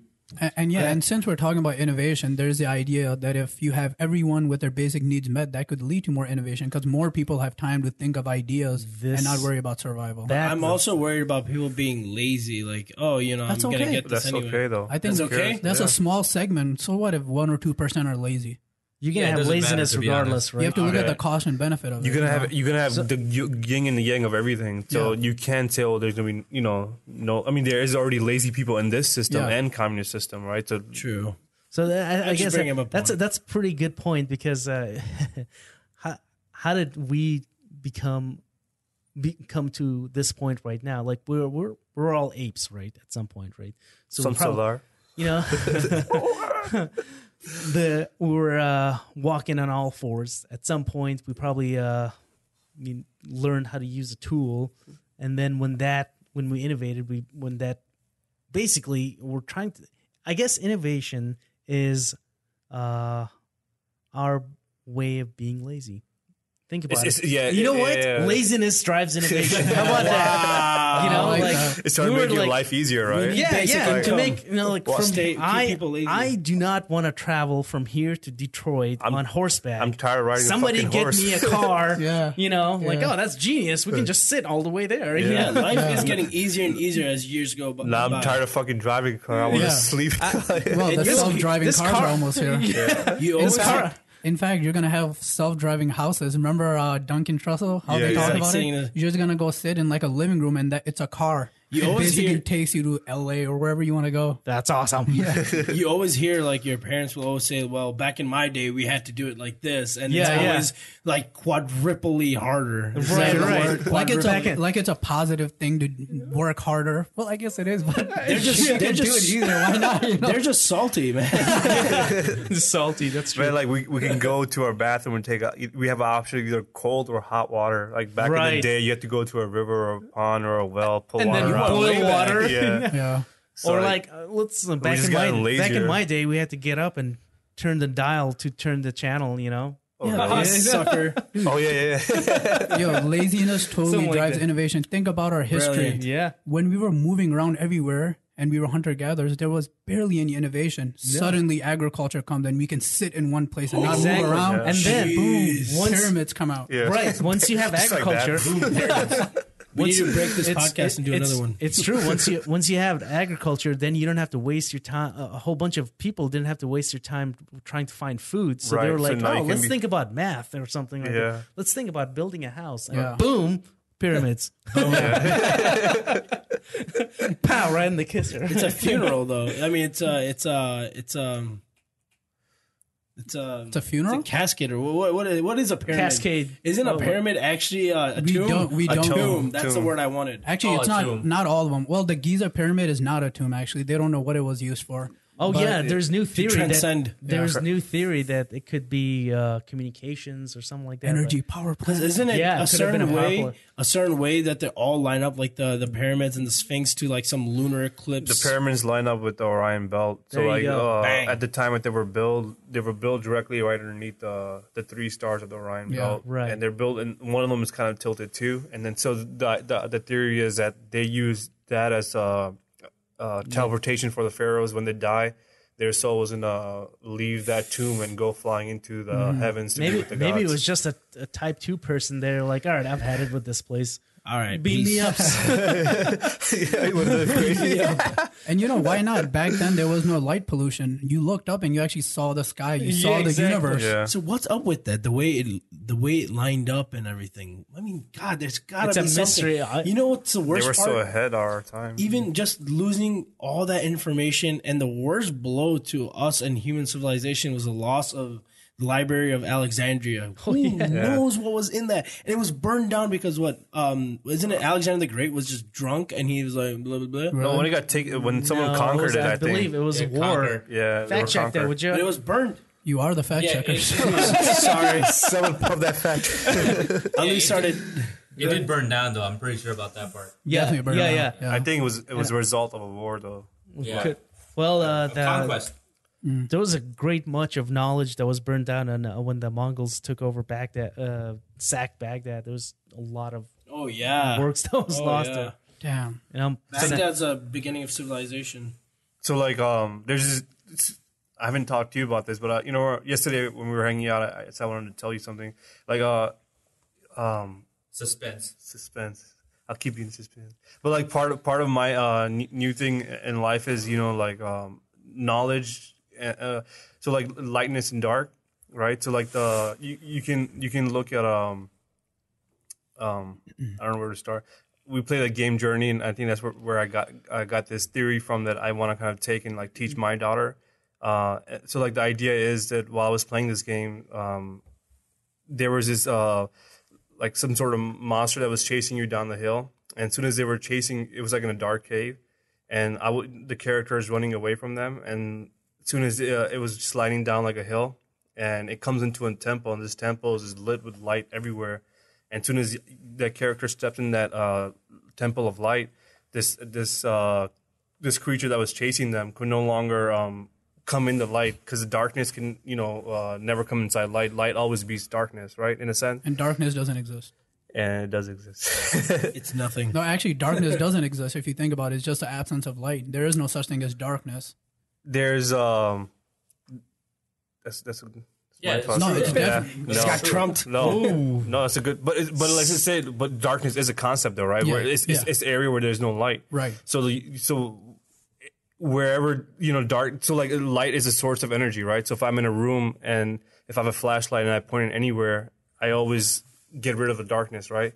So the only problem with that is the light always needs a source of energy, which in that scenario will be a battery. And once that battery runs out, then the darkness slowly starts taking over that light.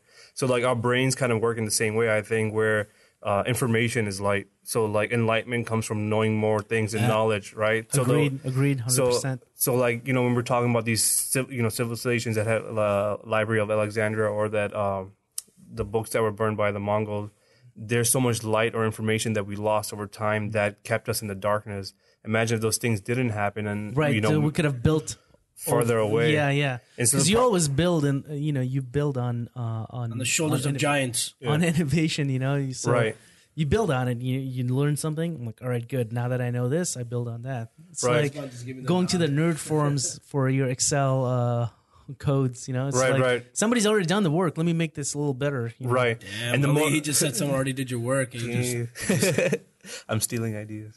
But like We're innovating. right. So part of this podcast is to also like, be more have more information, share more information, Spread the light. Spread the light pretty much. So like that information going in someone else's head, can be like a head in a light bulb that turns on. Right. And then you Flashlight. and then you slowly start changing people and flashlight.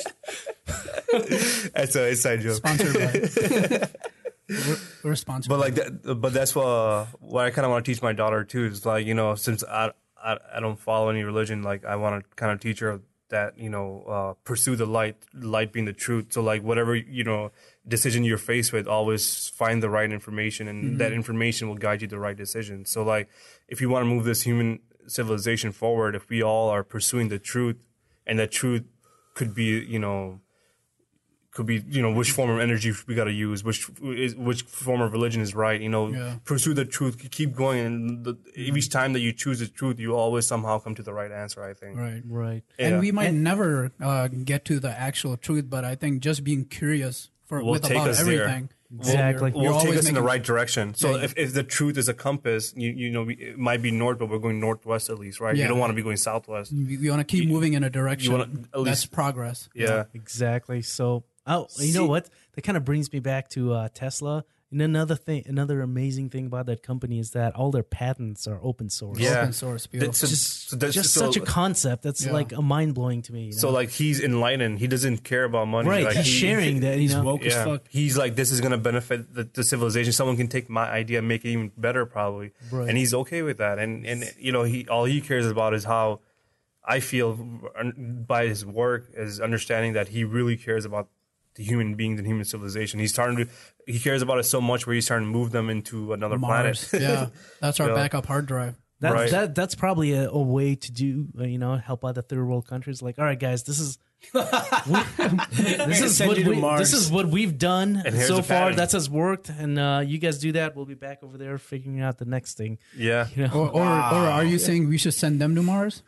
He's saying Mars. we go to Mars, they stay Send here. third world countries to Mars? Not sure how we came to that conclusion. No, he wasn't saying just- that. We're going He's to have to saying, edit this out. no, what he was saying was, why don't you say it? No, go ahead. Let me see No, what he you was got saying, out of it. What he was saying, that like we've done everything we can do here. Yeah. Now it's time for us to go to Mars and conquer that. And Right, then we're right. gonna leave these technologies for you behind. Right, but Is that that's what you were saying? the new frontier. I wasn't thinking about Mars at all. I was just saying, like, I we thought I figured, Oh, shit. like, here's how we figured out solar energy. You Pluto. guys go ahead and do that, or here's how, well, actually, we are already doing that. Like, hey guys, this is a toilet, and it's connected to a sewage system, Yeah. and that's connected to a sewage treatment plant. Right. So this No is how need we to do dig it. holes. You guys go ahead and figure that Yeah, it's out. completely We'll be- open source. Yeah. With the toilet system. Open toilet source. Open toilet system. Did you ever find out about the Library of Alexandria? Yeah, I did. Wow. Who did Then it? he forgot. Who did was it? No, so there were 4 attacks, and there's probably more, but first one started with Caesar. The siege of Alexandria, in which Caesar was forced to burn his own ships. And this is Plutarch in Life of Caesar. So this is just, a Roman historian. Okay. yeah. When the enemy endeavored to cut off his communication by sea, he was forced to divert that danger by setting fire to his own ships, which, after burning the docks, then spread on and destroyed the great library. No. Oh, That sucked. Not cool, But man. then there was an attack of the Aurelian. So these are different conquests. Decree of Tisodius, destruction of blah, whatever. Just kept wrecking it, huh? And then there was finally the Muslim conquest of Egypt. I mean, that's Well, what happened in that Alexandria was burned way before the Muslim conquest, though. But I mean, they're all like Oh, little yeah, by yeah, little yeah. not took care of, but it's sad, man. I mean, that's what happened Yeah, with the Egyptian civilization. Our too. history is chock full of incidents where we make brilliant innovations, and then that combined it. with like just such Power. idiocy. Okay, so here's just an idea.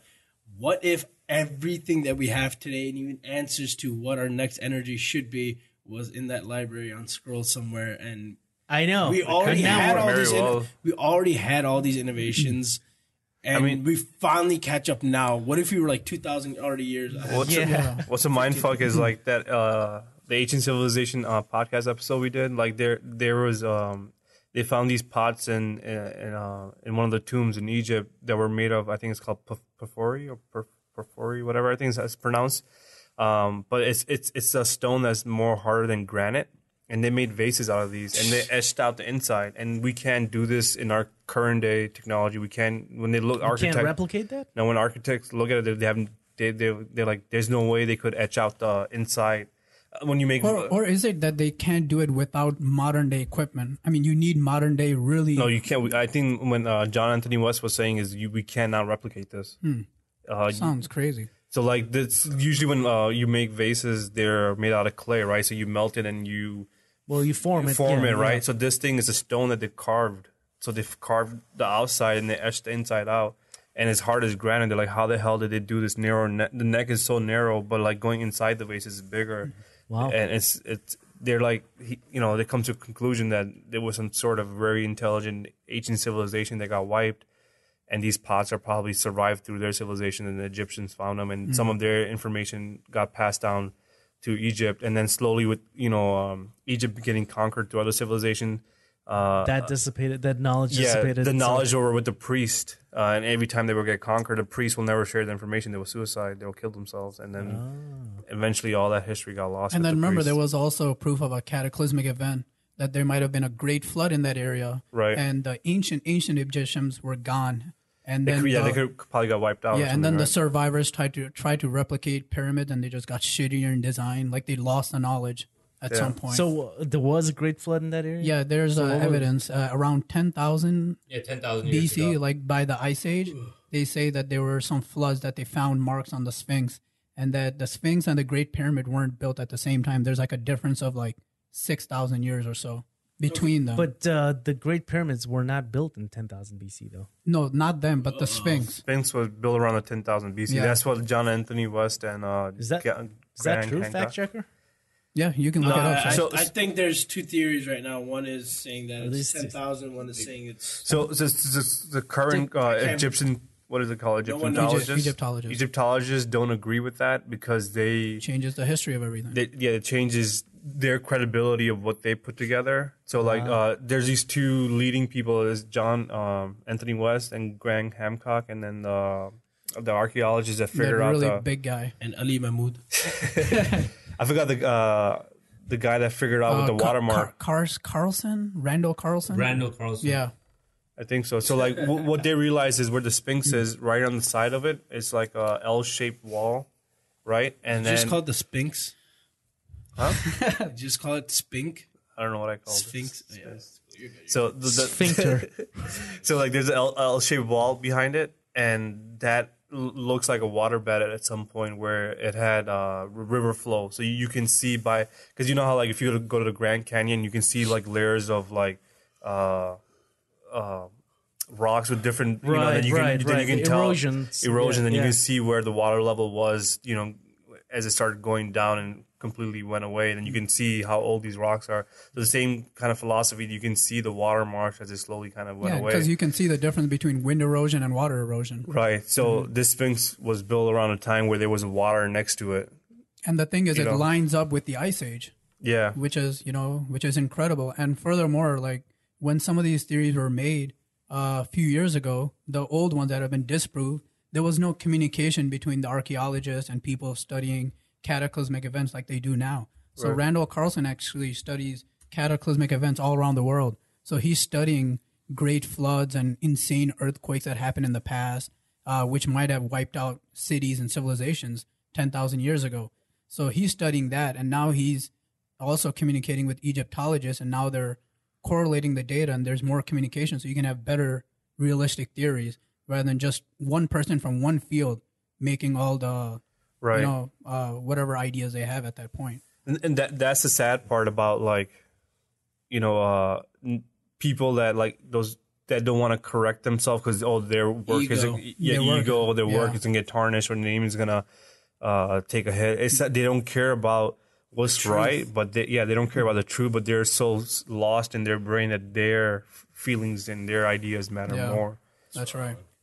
And the really crazy thing about Egypt is, Ishaz, if you can look that up. So at the point where Egypt was becoming this great civilizations, a lot of the rest of the world were still just hunter-gatherers. Yeah. So was that just because of the Nile River that they had agriculture? What caused them to just be able to explode in knowledge? The Nile River had silt, I think.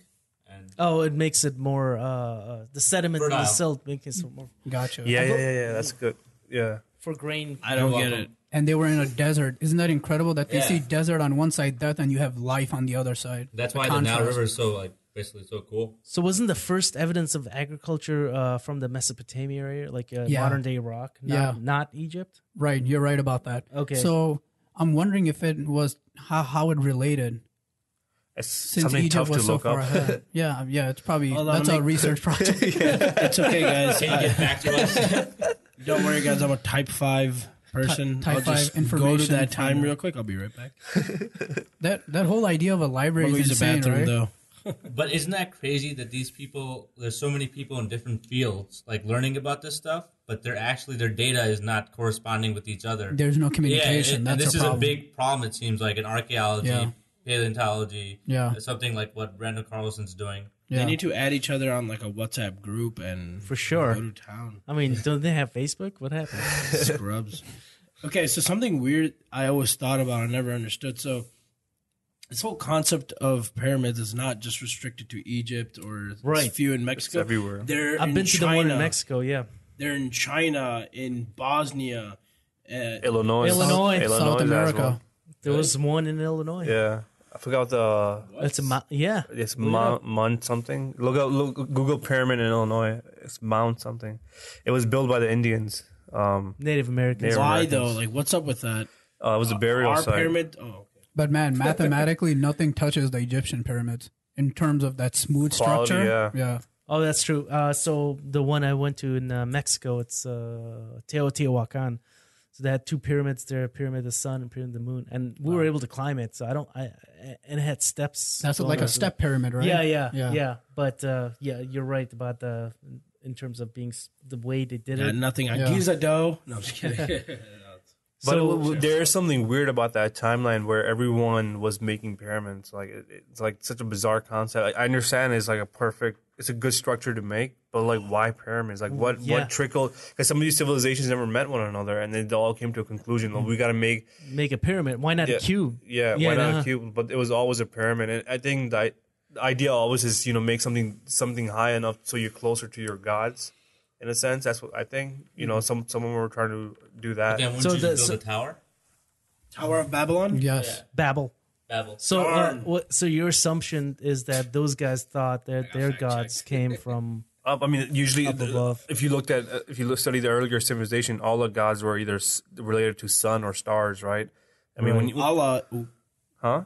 I mean, he came later, but the earlier civilizations came. or we're she talking about came later. he or she or it. Doesn't Allah mean like something Moon god. There you go. Really?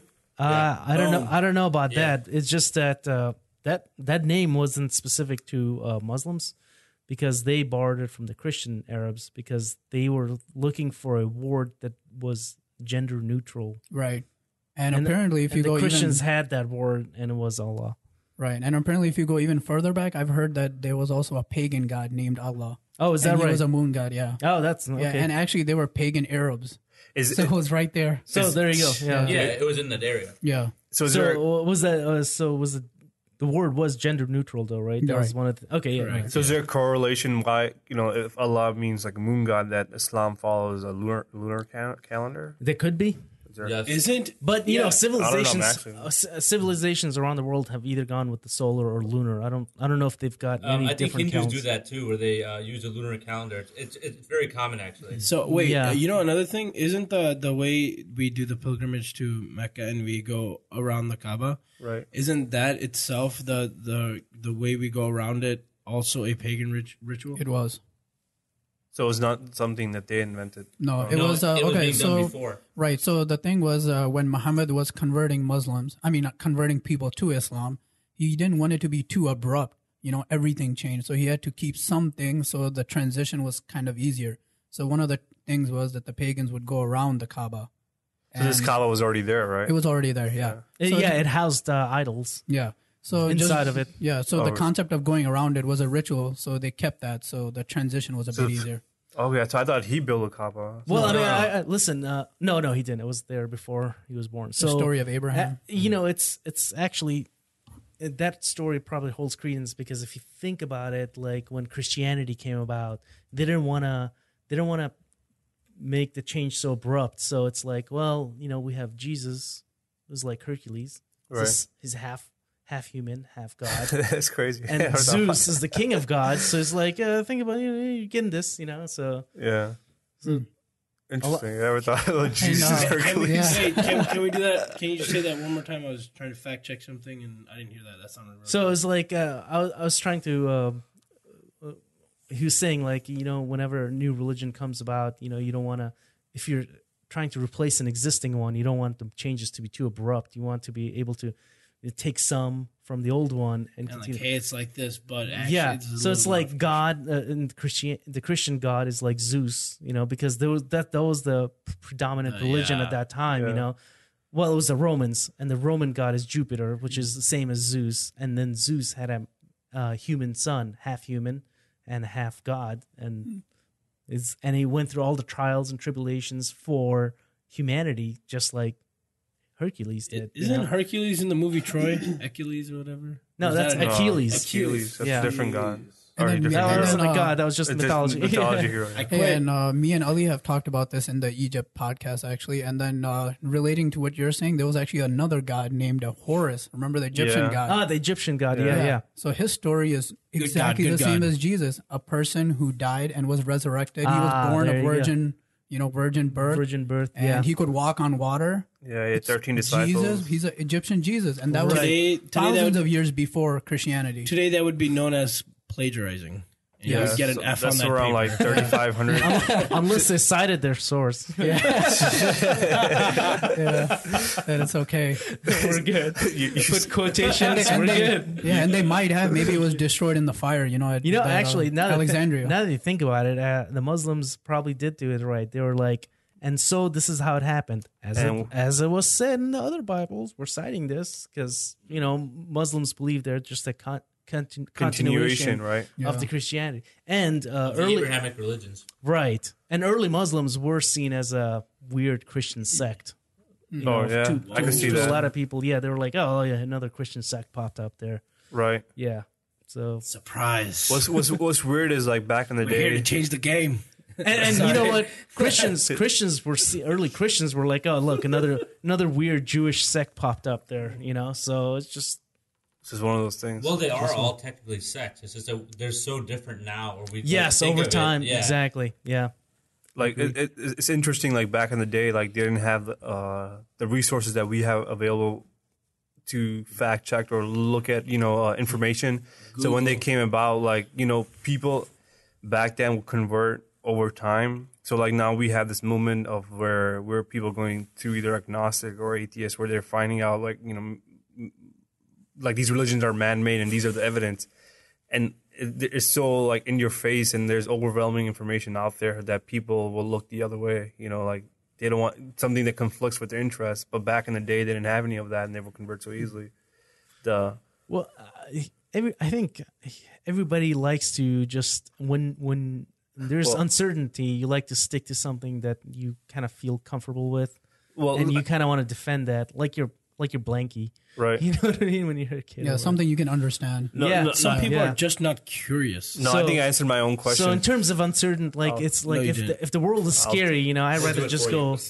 Yeah, if it's like lots of things are changing, it's stressful. It's just better to just go into the bathroom, masturbate sometimes. It's like something there's no surprises there, and you will defend that bastard. Haram. But Haram. I think I answered my own question when I was thinking how people will convert so easily, but some of them never had a choice because if the king made a decision, then all people had to follow, or you get slaughtered. And over time, that their kids and their kids, they probably didn't believe it, but they had to lie they did, and slowly everyone got converted. I think there's one more perspective to this. We don't seek God like they did back then. Back then, they were in such there was this urgency to find a God. Like finding that right God meant a lot more than it does now. Now we talk about it like so. It's like whatever. Yeah, nobody thought that there was an option of no God. Yeah, exactly. No God is not an option. You're trying to find the right God. This is like a big deal, you know. So Right. at that time, it was more important as well. Yeah, because and that also could be a speculation. So maybe if they were trying to find an answer. The other thing is, like you said, if that first generation were forced to convert, the second generation just was born into it. right. But I feel like with humanity, it's like if something is good, it kind of sticks around. And, well, I can contradict myself. Bad things happen all the time. Yeah, I mean, So never mind if, that. if you're trying to say religion was good and it stuck around, and Right. I would say there's studies done that show that if it wasn't for religion, we would not have turned into civilizations because Right, because they had a set of laws. it was a first. They didn't have civil laws, so they stuck to religious right, because laws. now that we believe in the same God, I trust you that you're not going to come and steal my wife, Right, or you're not right. going to come steal my cattle, or So Right. like now we can It's work. codified. Yeah, It's also about law because, like, right now when you have a dispute, you would go to like law, whatever's written down. But back then, they would go to the Quran, they would go to the Hadith, or they went to the Bible. So when Those were the laws. yeah, because remember we were The talking Ten about Commandments. contract law like earlier. Right. So when there's a dispute, it's very important where you're going to go for the answer. I'm saying one thing, you're saying another thing. Now, what is the answer? What's been done in the past? Right. So another thing, like even how you were saying, like there would be a king, and if the king says, we're gonna follow this religion, everyone had to do it. That's exactly how Christianity itself spread. Because Constantine.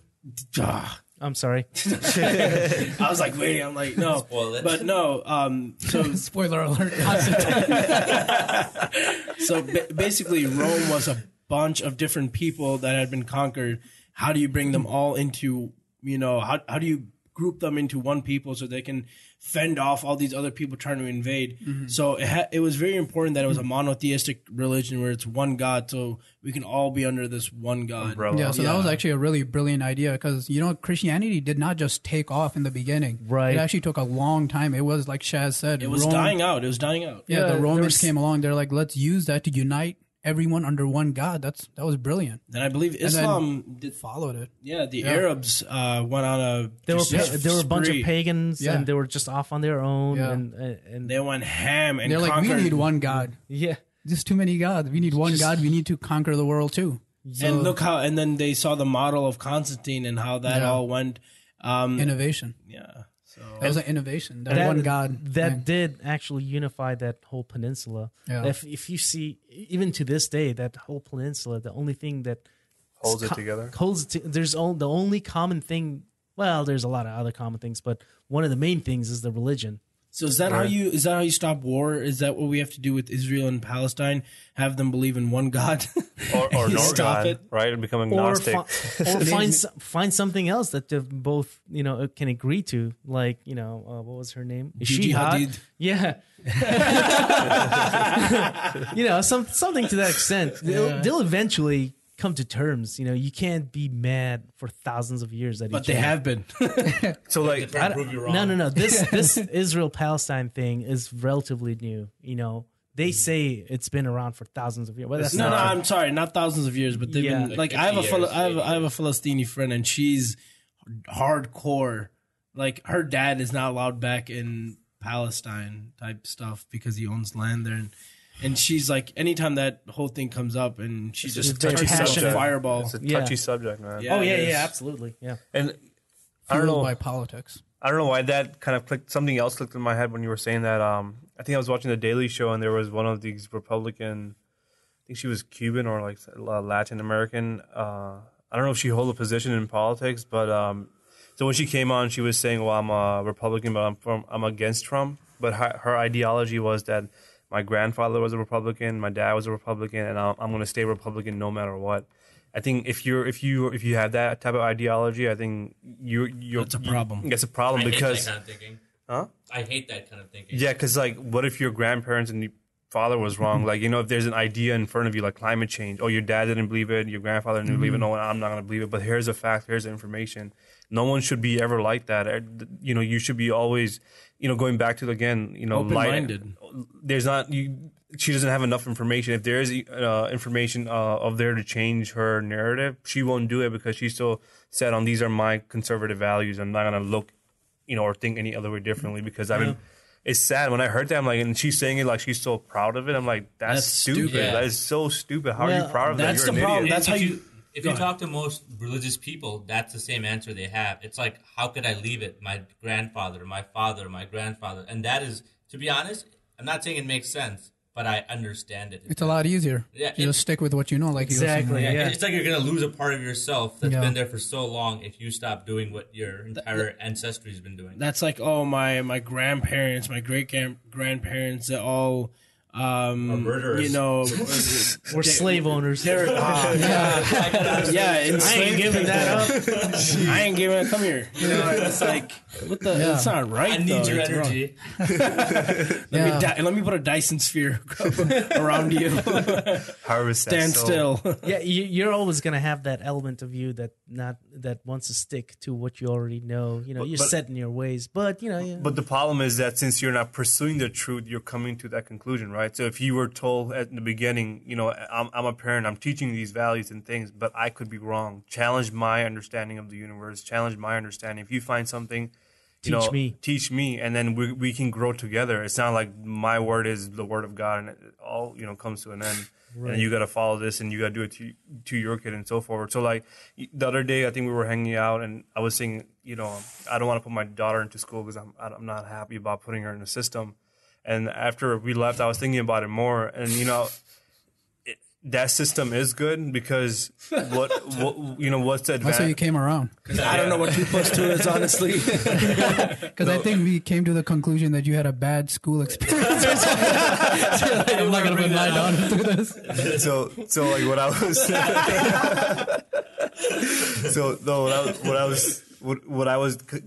what I realized is that when you go to school, you have this resource of information, right? So this information is going to help her understand the universe.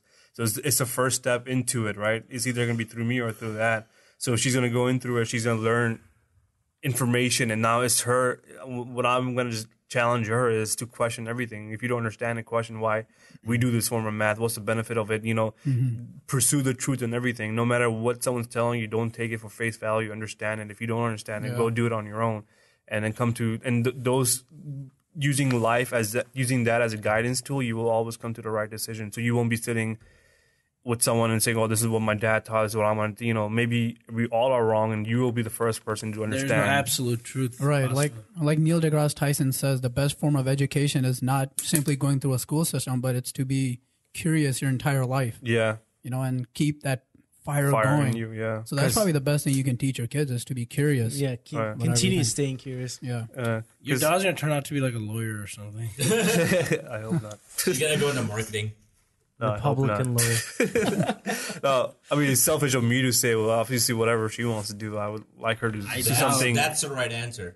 Huh? That's the right answer, whatever she wants to do. Right. Because all that ancestry stuff you're talking about, if you say you want her to do something, you're kind of going along those lines. Right. I did this, so you're gonna do this. But I feel like if she goes that curious route, right? What could be more curious of is looking up the stars, and I think that just by doing that, you automatically enter to You become a lawyer. Like curious about anything, you turn on the light. Where's that light coming from? Like think about things. Light bulb. Spoiler alert. Really, guys? Come on now. You guys got to fill me in on this light bulb later on. Yeah. I want one. But there's like new research. I'm still burning crude oil. All right, I'm done. No, I was saying there's new research all the time, right? So there was this new one I was reading the other day. They said kids that are, when they become adults, they're successful when at a young age, their parents gave them a lot of duties to do around the house. like tasks. Yeah, just tasks. Why? So Chores. chores. For some the reason, dishes. they were more successful when they got older. I think they were relating the idea of just having to complete things and understanding how you complete tasks in real Responsibilities? in life. Yeah, responsibilities. Right, Time and then they management. figure out their own methods and means. You Right. know, Yeah. That's brilliant. So make sure you give your daughter chores. She's going to do my job. Give Yeah. her my laptop. Perfectly fine. I think it benefits I mean, everyone. I don't have a kid yet, but one of the things I probably want to teach them. I think parents always get hung up on the stuff like you got to go to school, you got to learn this, and but you know what else I'd like to teach them? Like What? this is how you cook. This is how you clean. Yep. This is how you do laundry. Because Yeah. eventually, I wish I learned that stuff when I was off on my own. I was like, How do you cook? Burger King? You know? You know, there's a school in Russia. I don't know if you have the Curiosity app, right? You guys all. Oh yeah, I haven't been on it in a minute so though. There's one where in Russia they have school for teaching women how to be like good housewives. They also have that in They Pakistan. would have it there. They also have that in Pakistan. It's That called makes home sense. ec. They had it in like America too. What 20 years ago? It's called, Really? Yeah, it's home ec. Oh man, yeah. Is there one for men too? Yeah, I should Yeah, attend. No, Pick up girls. no. For men, they have like Pickup technical schools. Oh yeah, like so wood the shop. tech, wood shop and stuff. So this Yeah, just auto changed. shop. I Very, mean, very sexist. it's only 25 years ago, and we feel like it's forever ago. Right, that's true. The sexist people out there are infuriated. Yeah, we need that. We need to make America great again. I saw this. Yeah, we're all equal. Men and women are equal completely. They can lift the same weights. What's Hillary Trump's Hillary Trump? I mean, Hillary What are you on? tired. Like 4 hours of sleep is what I'm on. Hillary Clinton's, what's her slogan? Like, get America, like, it's good. No, it's I'm with her, which I hate, by the way. But it's I'm called- with her? Yeah, I'm with her. That's her, right? I think No, that was in it's the like beginning, something but with they're good. That's one of them. Yeah. Yeah, He's, I'm with her. That's what I hear everybody say. I'm with her, and they put that No. hashtag. Yeah. I think her other slogan is that it was all yoga. Her emails. Yoga. They keep making fun of it. She had like thousands of emails that she deleted, but she said they were all yoga emails. Like, how is that possible? 30,000 emails were all. Joe related to Rogan was yoga. talking about that he's been doing yoga and he's been doing all those crazy classes he does, right? All those Yeah. training classes. So he's been doing it for 10 years. Stronger together. There we Yeah, go. stronger together. And he's maybe gotten 20 or 30 emails regarding that. How did she get thousands for just yoga in Yoga. like a year or two? Man, I was talking to I think you guys yesterday, where I was listening to the part of the Joe Rogan's podcast when Duncan Trussell was on, and he made a really awesome point. He was saying where there was the last debate they had was on Wednesday, and she was talking about how they asked her about pro-life abortions, right? And she was saying that all human beings should have not all human beings. A woman should have a conscious decision of it should be their decision when it comes to their body, that if they want to do abortion, it should be their choice. It should not be the choice of the government, right? Mm-hmm. And then he's like, she's just a bitch when she says that, because when it comes to marijuana, it's my choice to smoke it, but she's against it. So like, she is saying that women should choose their own conscious decision to have abortion, but when it comes to marijuana, government should decide that for you. Like where is your moral scale on that? Like, it's okay on one side, but it just swings way left because politics and greed and her money. yeah. You gotta remember, all politicians gotta pander to their crowd. Yeah. So Yeah, it's not so logic. you can't. Yeah. Like that Latin American you said, she was standing by that. You gotta remember what district she's representing. Probably. Yes, all that's- probably Republicans. Right. Well, if it's like the type that's conservative based, then she'll say those things too.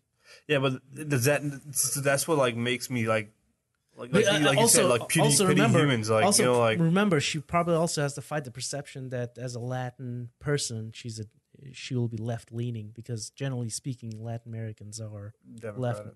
Yeah, they're left leaning.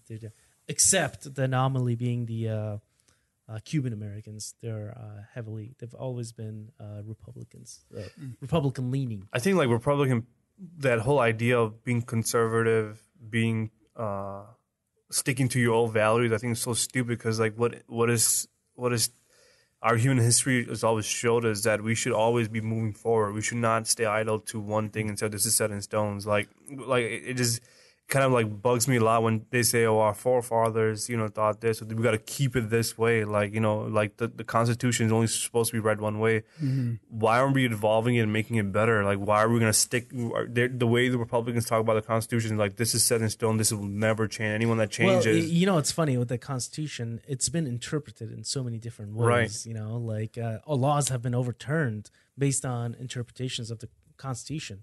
I mean, just look at Plessy versus Ferguson said it's constitutional to have segregation or separate but equal, and then Brown versus Board of Ed said, no, that was unconstitutional. So It's it like overturned. Holy Scripture. Yeah, The so Constitution. they basically so the Constitution, the words of the Constitution actually did not change. The interpretations, changes over time, right? right? Yeah. But what I'm saying So is, your views have evolved over time. Yeah. but also that should be just a guiding tool. They had a really good idea in place, right? Making a free world and so forth. Like, take that and move it forward. Like, why do we go back and say, oh, this is what the Constitution says, so now we can no longer move forward, or we can legalize this or do that because it goes against this? Like, maybe that it's not the absolute way of having democracy. You know, there's probably better ways. Like, if I was writing a Constitution, I would always put in the end, evolve it to a better, higher version, but never a lower version of this. You know what I mean? Right. And so going back to that religion conversation, like when you're trying to change something, you don't want to make it too drastic. So it's probably that, you can't just drastically change laws and expect the entire population to be behind you. It's always kind of a slow process. But part of that is... I mean, if you think about it, the one time that the laws drastically changed was, when it did, prohibition. That. Well, even that, there was undercurrents there. The prohibition had undercurrents. So when it was too drastic, then I don't know, some violence happens. You know what I mean? Right. Like the Civil War. Okay, yeah, like Heck, constant just- sort of revolution. Yeah, that was just a perception that Lincoln was going to free the slaves. I don't think historians agree that he was going to do that as soon as he took office. Just that perception alone forced the slave-owning states to just secede. So Yeah. But so the part of that is information, right? So like, if people don't have enough information, they're going to resort to stupid ideologies and not common understanding. Because if you are constantly trying to grow your brain and pursue the truth, and the truth, maybe looking at the stars and seeing where the Big Bang and all that stuff started, if we all have a common vision of trying to understand the world and our reality, I feel that we won't lead to those drastic fights and whatnot. Like, like right now we're having a conversation about anything, and everything's open to the table. It's not like we're gonna start attacking one another because you said something that I disagree with. Right now, I'm open minded to everything. I'm gonna listen to it if there's things I don't disagree with, and then I'll try as a friend to tell you. Then, oh no, maybe you're wrong, and then as a friend, or you're gonna you got to me. present each other's views, and, Right.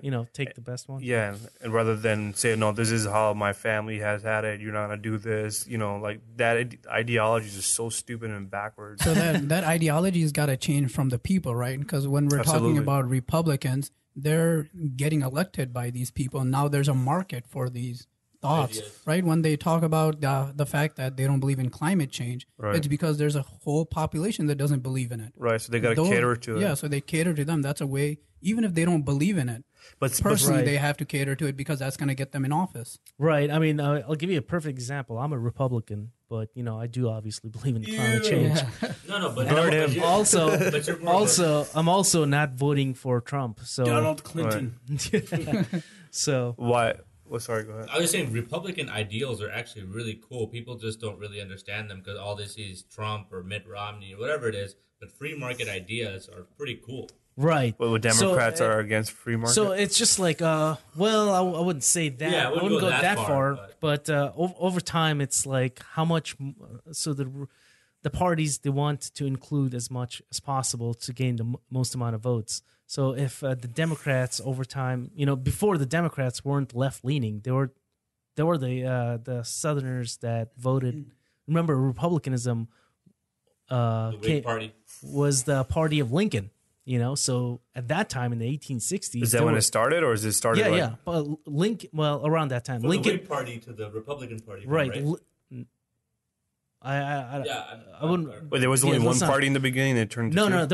There were parties. There was the Federalist Party, the Democratic Republican Party, the Democrat Party. Everyone was having a party. So the first the first president from the Democratic Party was Andrew Jackson, number 7. The first president from the Republican Party was Abraham Lincoln, number 16.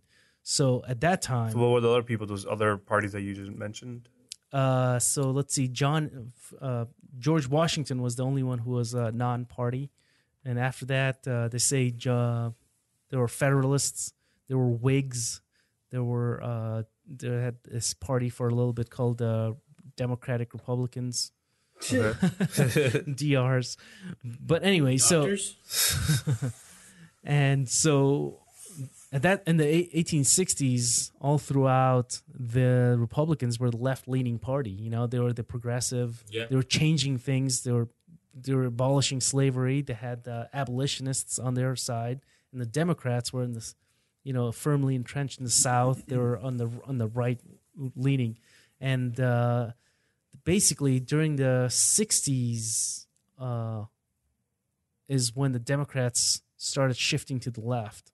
Okay. And the Republicans took over where the Democrat. So in the 60s, the Democratic presidents like Kennedy and Johnson, they were fully engaged with civil rights, and you know that the conservative base that the Democratic Party was representing were disillusioned, and that's when the Republican Party was like, "Hey, why don't we just grab those guys as our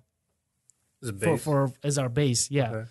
So over time, you know, the parties want to be more and more inclusive. So, you know, perhaps the Republicans decided, or it just happened, that the far right ones could also be part of their base. It just so happens right now the far right happens to be way too vocal, or very vocal, and have some sort of power, or at least a symbol or semblance of power, or perception of power, that they got somebody like Donald Trump, Right. who's saying the things he's saying. Because normally the Republican, whoever has won from the Republican Party, the presidency, or just about any high office, has always been to the center right. Right. And same thing with the Democrats. They've always been to the center left. The guys like Bernie Sanders would never even show up in the pictures. Yeah, the And super guys- left. The Right. super right. And guys like Rick Santorum would have never even shown up. But, you know, the change, I think it probably happened after the financial crash, that, you know, both parties have started to pander to the far end of the Far spectrum. right. Yeah, Well, the extremes are getting more power, it seems like. So like, maybe the extreme is just getting Or more more vocal. more vocal, and that could be a sign of like how well our media is doing, or how well we're connected with our, you know, social media and all that too. So like- before, maybe they would have thought like, oh, it's just one guy, one person, and the guy themselves would probably be like, well, I'm just one person, I'm sticking to it. But now they're seeing through social media, and they go on sites and see all these comments. They're like, hey, I'm not the only one who thinks like that. Yeah. We have a voice, you know, something. God. That's the worst, when stupid people have a voice, and then they organize and get stronger. yeah. So Nothing like, worse than a woke idiot. it's a sleep No, idiot. he's not. Yeah. So like, what makes one a Republican? Like, just if it's too personal to talk about it, we don't have to. But What do like, you I just want to understand like what were like factors that Traditional. made you. A traditional Republican was probably, like you were saying, free industry, wall. low taxes, that kind of stuff. So like those are the main things that you said. That Yeah. You looked at and like, okay, I feel comfortable being. Well, I wouldn't say like Small government. small government, you know, like stuff like that. But we weren't, like, my ideals are not that far from certain Democrats either. It's just, So like when they say small government, why are they always trying to enforce these laws down our throats? Like, you know, like at least a But Republican that's a Party. contradiction. But I don't think that you're part of that. You're basically more of a libertarian, if I know you well enough. well, yeah, More leaning towards that way. libertarian leaning, yeah. So you know what? In this day and age, I think both traditional Republicans and traditional Democrats are kind of Wax. done. You know, Yeah. because they would have just been to the center and slightly left and slightly right. So I feel So, like anyone. I think right now I'd probably, especially this election cycle, I'd probably start characterizing myself as an independent. Right. Right? So like if you're well, this is a personal question. I don't have to ask.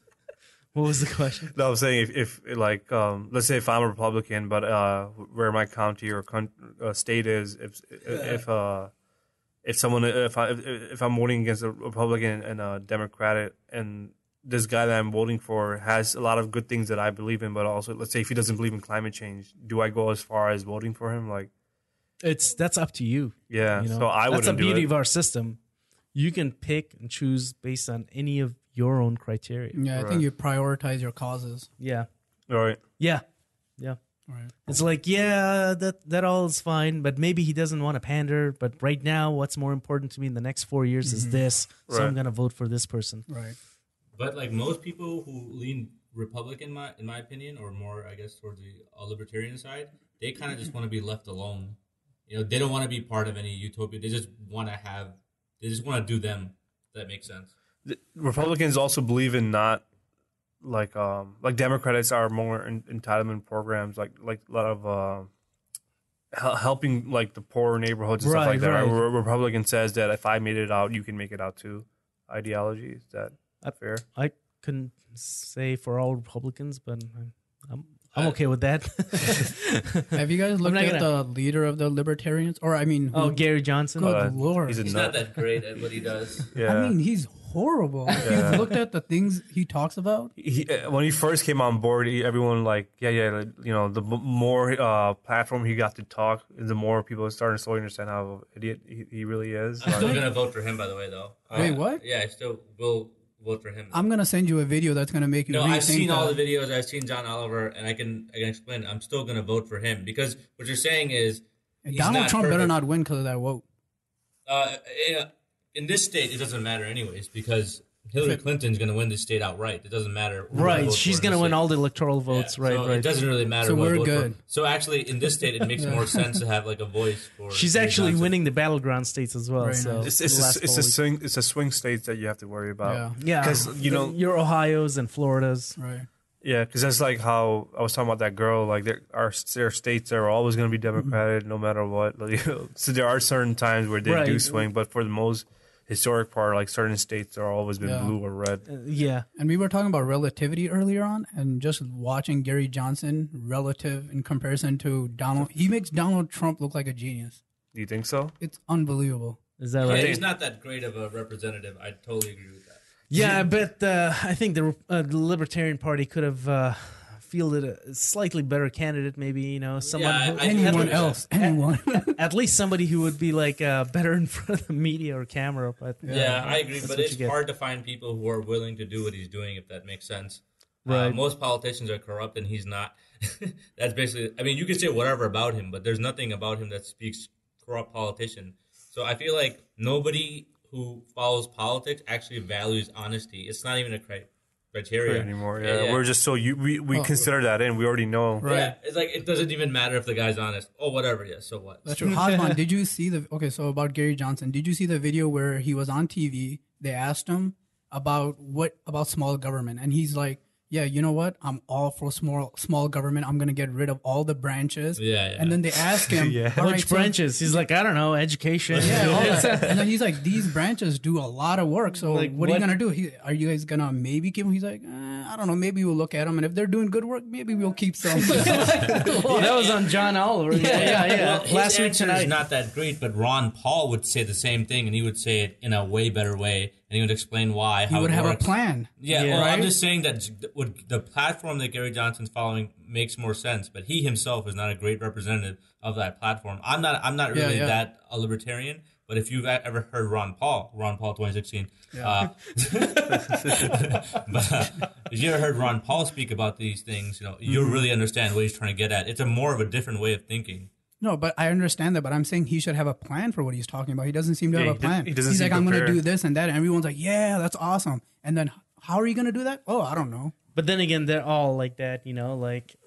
Just talker. It just shows like we really can't even field the right candidates. But at We're least trying. Hillary It's- has a plan, in Right, comparison to but this guy. it's not. I guess. Again, it's not sexy to say like, all right, here's how I'm gonna do this. First, I'm gonna get both sides of the house in order, and then decide on a platform that we can both agree on, so we can get the bill passed through House, and then the Senate. Like nobody wants to hear that, Right. You know what I mean? If that doesn't work, And I'll if try again. it doesn't work, I'll veto that thing, and then and if they don't like it, 2/3 of them could say then outright my veto. Like who wants to hear that? A civic lesson. But going back to how I was talking about how we take like the Constitution like for its face value, if you will. Well, again, we don't. We don't, like, Not in the it- United States. it- We leave it open to interpretation. Right. So let's say like we have these two worst candidates of our, historic, time for America, right? He's like the worst candidates possibly ever. There should be. We don't know that. I disagree with that too. Yeah, I mean, you're saying Trump, but that's only half of it. Most unfavorable. But right you're now. okay. Yeah, the most disliked. Not. Yeah. How about Lyndon Johnson or no Andrew Jackson? Sorry, when he was just killing people. right. So Andrew Jackson in modern era would have been a terrible candidate. I mean, the kind of stuff he would have said. Yeah, exactly. The guy rode his horse through the White House. Damn. I mean, come on, I don't know. yeah. That's pretty badass. Wait, yeah. He also even put Trump his- couldn't pull that off. Yeah. I think he also killed a bunch of Native Americans. Oh yeah, that's right. Yeah. Let's not forget that. But at the same time, he also had a Native American son, so Okay. So that he adopted. So he's okay. after he killed his parents. it's okay. Damn. On the battlefield, yeah, he took this orphan straight out of the battlefield and Okay. adopted. Let me word this better. Relative to our times. these Okay, are- probably. Yeah. Probably. So, like, what I'm trying to say is, like, there should be a clause in place or something like that where if the candidates are this Qualified. bad or are not qualified, there should be some sort of, like, something like, okay, Obama will continue maybe ongoing terms until we figure this thing out. It shouldn't be. See. Look, I disagree with that Why? because then you can continue that candidacy, that term into perpetuity. That person could always be like, oh no, these two. That person will be like, all right, you know what? I'm judging the next two candidates are also crappy, so I'm going to stay on. No, another 4 years. not. It's not a decision. It's not a decision of the president. Maybe we can have one vote as all citizens. It's okay. Do you want to put this election is kind of getting out of hand? Do we, as American civilization, want to put a pause on this until we find better candidates and let Obama continue his presidency? You know what's funny? There are systems like that work. Okay. The parliamentary system in Britain and I believe Canada. You go out there, you vote for the party, Right. and then the party leader becomes the prime minister. And Right. they just stay on until people are not happy anymore. They're like, all right, that's it. We're calling a new election. And then, So people call the election? yeah, I actually, I'm not very well versed with that. But No, basically, it's like when there's, you don't just call elections some parliamentary systems are like every so often, but some are just like, they just go on as long as they're popular, they continue staying in power. And there's more than two parties. That's the best part. Yeah, Yeah. I think Multi-party. that's one of the big problems in our system is that we have two extremely strong parties. Yeah. Two corrupt parties, and basically. and they that have control. a monopoly. Yeah, and they control everything, right? Monopoly. So It's not we need tr- to allow third and fourth parties to form and have some power, so we have more choices. It's got to be an odd number, right? So, like, I gotta say, like even in 9. even in multi-party societies, what ends up happening is basically you kind of shift into two camps. You just shift into two camps. You know, one And camp then- will shift to the other one. yeah, right? and then you'll have parties. You got to get into alliances and coalitions. So like you'll have a coalition of like a bunch of parties, and then that party will shift sides. Right. So you know what the people in those countries are probably saying like, oh, look at our shifting politicians. They're shifting, and whatever the wind shifts, they'll shift too. You know, they never stand for one. Right. You know, Yeah. so you know, like the grass is always greener on the other side. So we But have our is it- system. It's not perfect, but hey, it's worked for it. It's the longest democracy in the history of the world right now. Yes, I can see your point. Right. So let's say It's the longest continuous democracy. Think about that, guys. It's something to be proud of, despite Yeah. Donald Trump. Yeah. yeah, I see your point. If there are three parties, over the time one converts to the other side. Now, there's two people will always dominate the third one. You know, usually it just sometimes it'll be like three dominating, Yeah. big ones, but generally it just becomes like, all right, one side will be more conservative, one side will be Yeah, so more it liberal. goes to liberal versus conservative at the end of the day. Yeah. But doesn't Australia have like 3 or 4 parties that are pretty major? I have no idea. Does anybody know about I haven't brushed up on my fact checkers Australian fallen politics. asleep? Otherwise, you could ask him.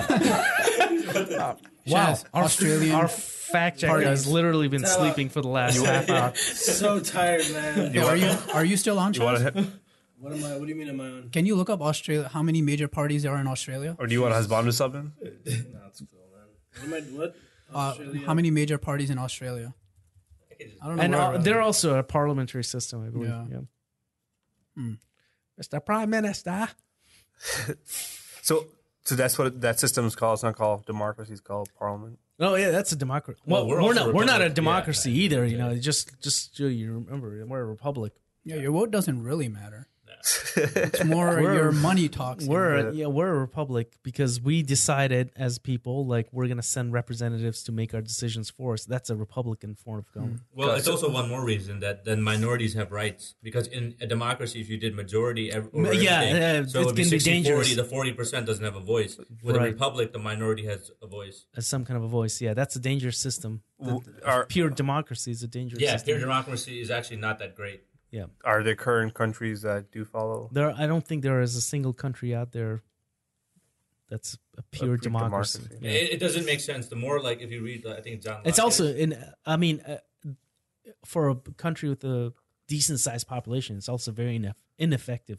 Right. Can you imagine making every single set of laws? You gotta get a vote. You gotta do like a plebiscite or a referendum every single time.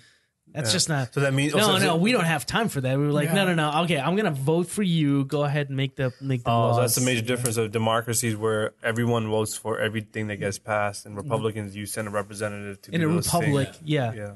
I mean, and also talking about representatives, do we still need that? Remember we touched on this? Oh, absolutely. I mean, you think so? Yes, absolutely. Because I mean, representatives came in when we had people on horseback and we didn't have the internet. Now we can instantly vote on causes if we need it on the internet. Again, you're talking about a democracy, and remember what Hasman just said. If that was the case, then the majority will always rule, and then the minority will not be protected. So how does Republican? If that was the case, let's say during slavery, if it was majority, let's say the majority liked slavery, then that stays on. Yeah, that's a terrible system right there. But in a way, right now, the minority is not really getting represented either, because it's money that talks in politics right now. The representatives aren't really representing us; they're representing the corporations and people that are pumping the money into the system. Well, I mean, money has probably always talked. It's not just now. Right. I mean, now it's more evident. Now but I mean, even in Roman times, you think Roman senators were just like average schmoes? You know what I mean? They were like, well-to-do patriarchal families and stuff. So what I mean is, there's always still a minority, right? Even right now, the minority is people that don't have the money to have their voices heard. I'm not saying on every cause, but on majority of the causes, it's money that talks. So isn't it better to somehow make a system that can eradicate that? That could be the perception, but you can in this current system, I feel, because in this current system, you can have an overwhelming awakening if the issue is burning enough, Mm-hmm. But I mean, if people really care, like right now, I understand that there's a lot of money, there's lobbying. I mean, it's kind of crazy. And it's still to the point where people are like, yeah, that's kind of crazy, but I'm not losing sleep over it. If the issue got pretty bad and people are losing, like, whoa, this money thing is getting out of control, I feel like this system can change it.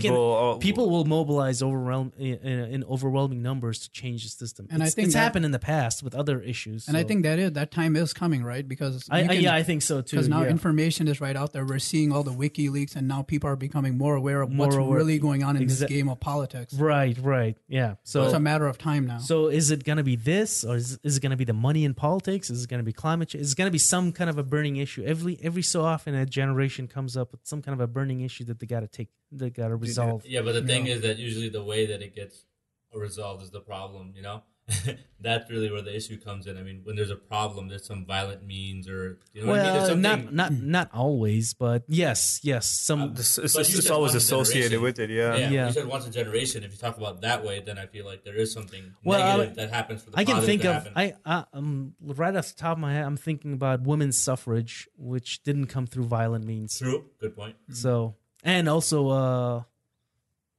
Civil rights. There was a lot of violence. I was to say there was a lot of violence. There was a lot of violence. I don't know. I'm just saying if you were going that way, I was about to say. Black Lives Matter, bro. The polar opposite, yeah. The other thing I was thinking about was prohibition and then abolishing prohibition. But we had the prohibition through no violence, right? I mean, there was. I mean, they were fighting gangs and then a lot of cops getting shot. What I'm saying is the past 18th Amendment that outlawed alcohol, and then we had this black market booming.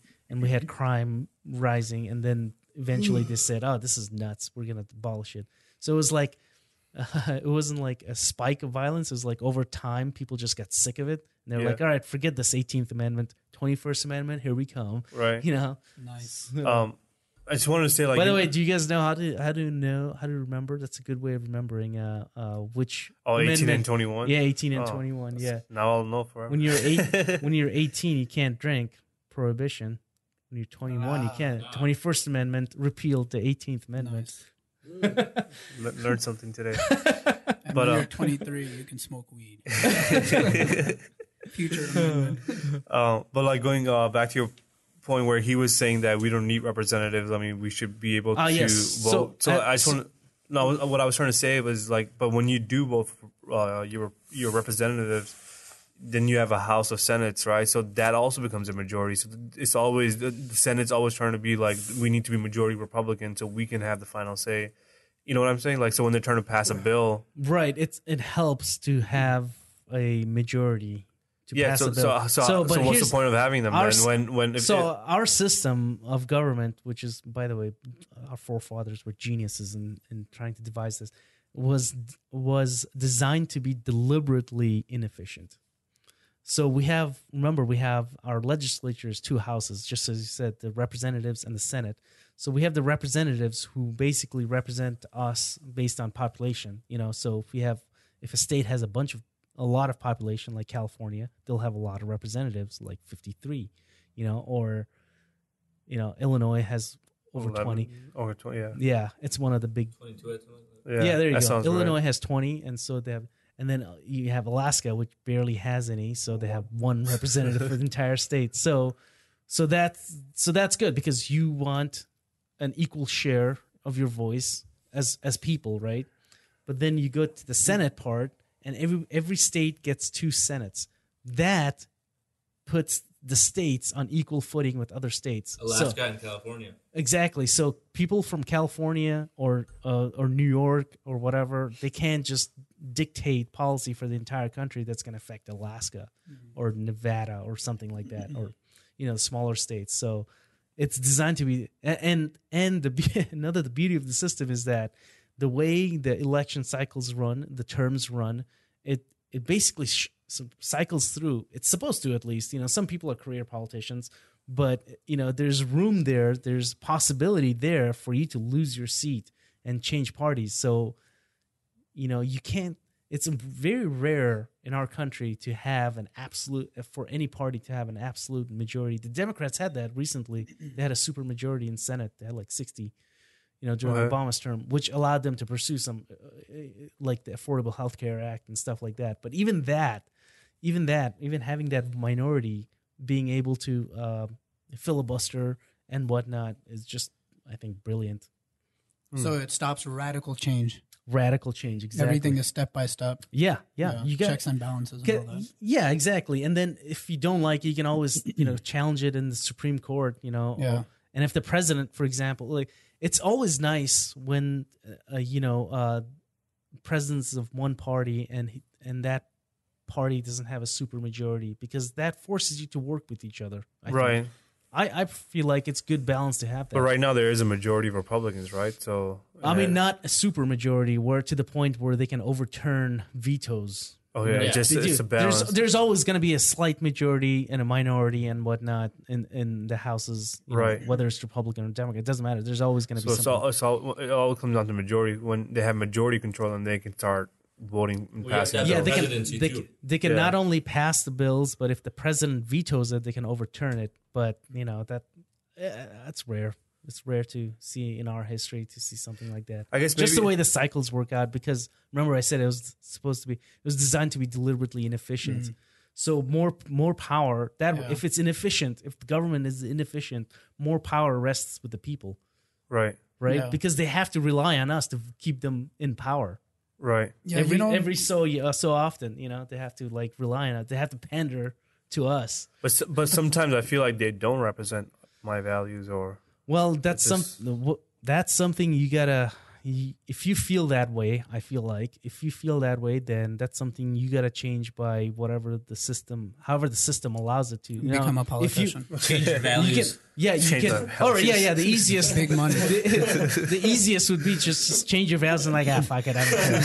That would be the easiest. But if you really want to, you can be a politician. Right. You can have a podcast. You can have a podcast. You can reach people. You can have a business. You can win the lottery if you like, and then buy your politicians.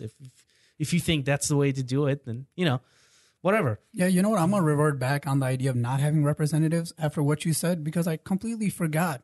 The fact that Donald Trump has a chance shows us how many stupid people there are. Do we really want all those voices to have that much representation? So I'm going to take a step back from what I said earlier. Man. Yeah, because I think I was telling you about Bill Maher, right? I think we already mentioned this before in our podcast, but on one of his episodes in Real Time with Bill Maher, he was saying that someone brought up where Australia, everyone has to vote. So that's like a law. If you don't vote, there are some sort of penalties associated with it.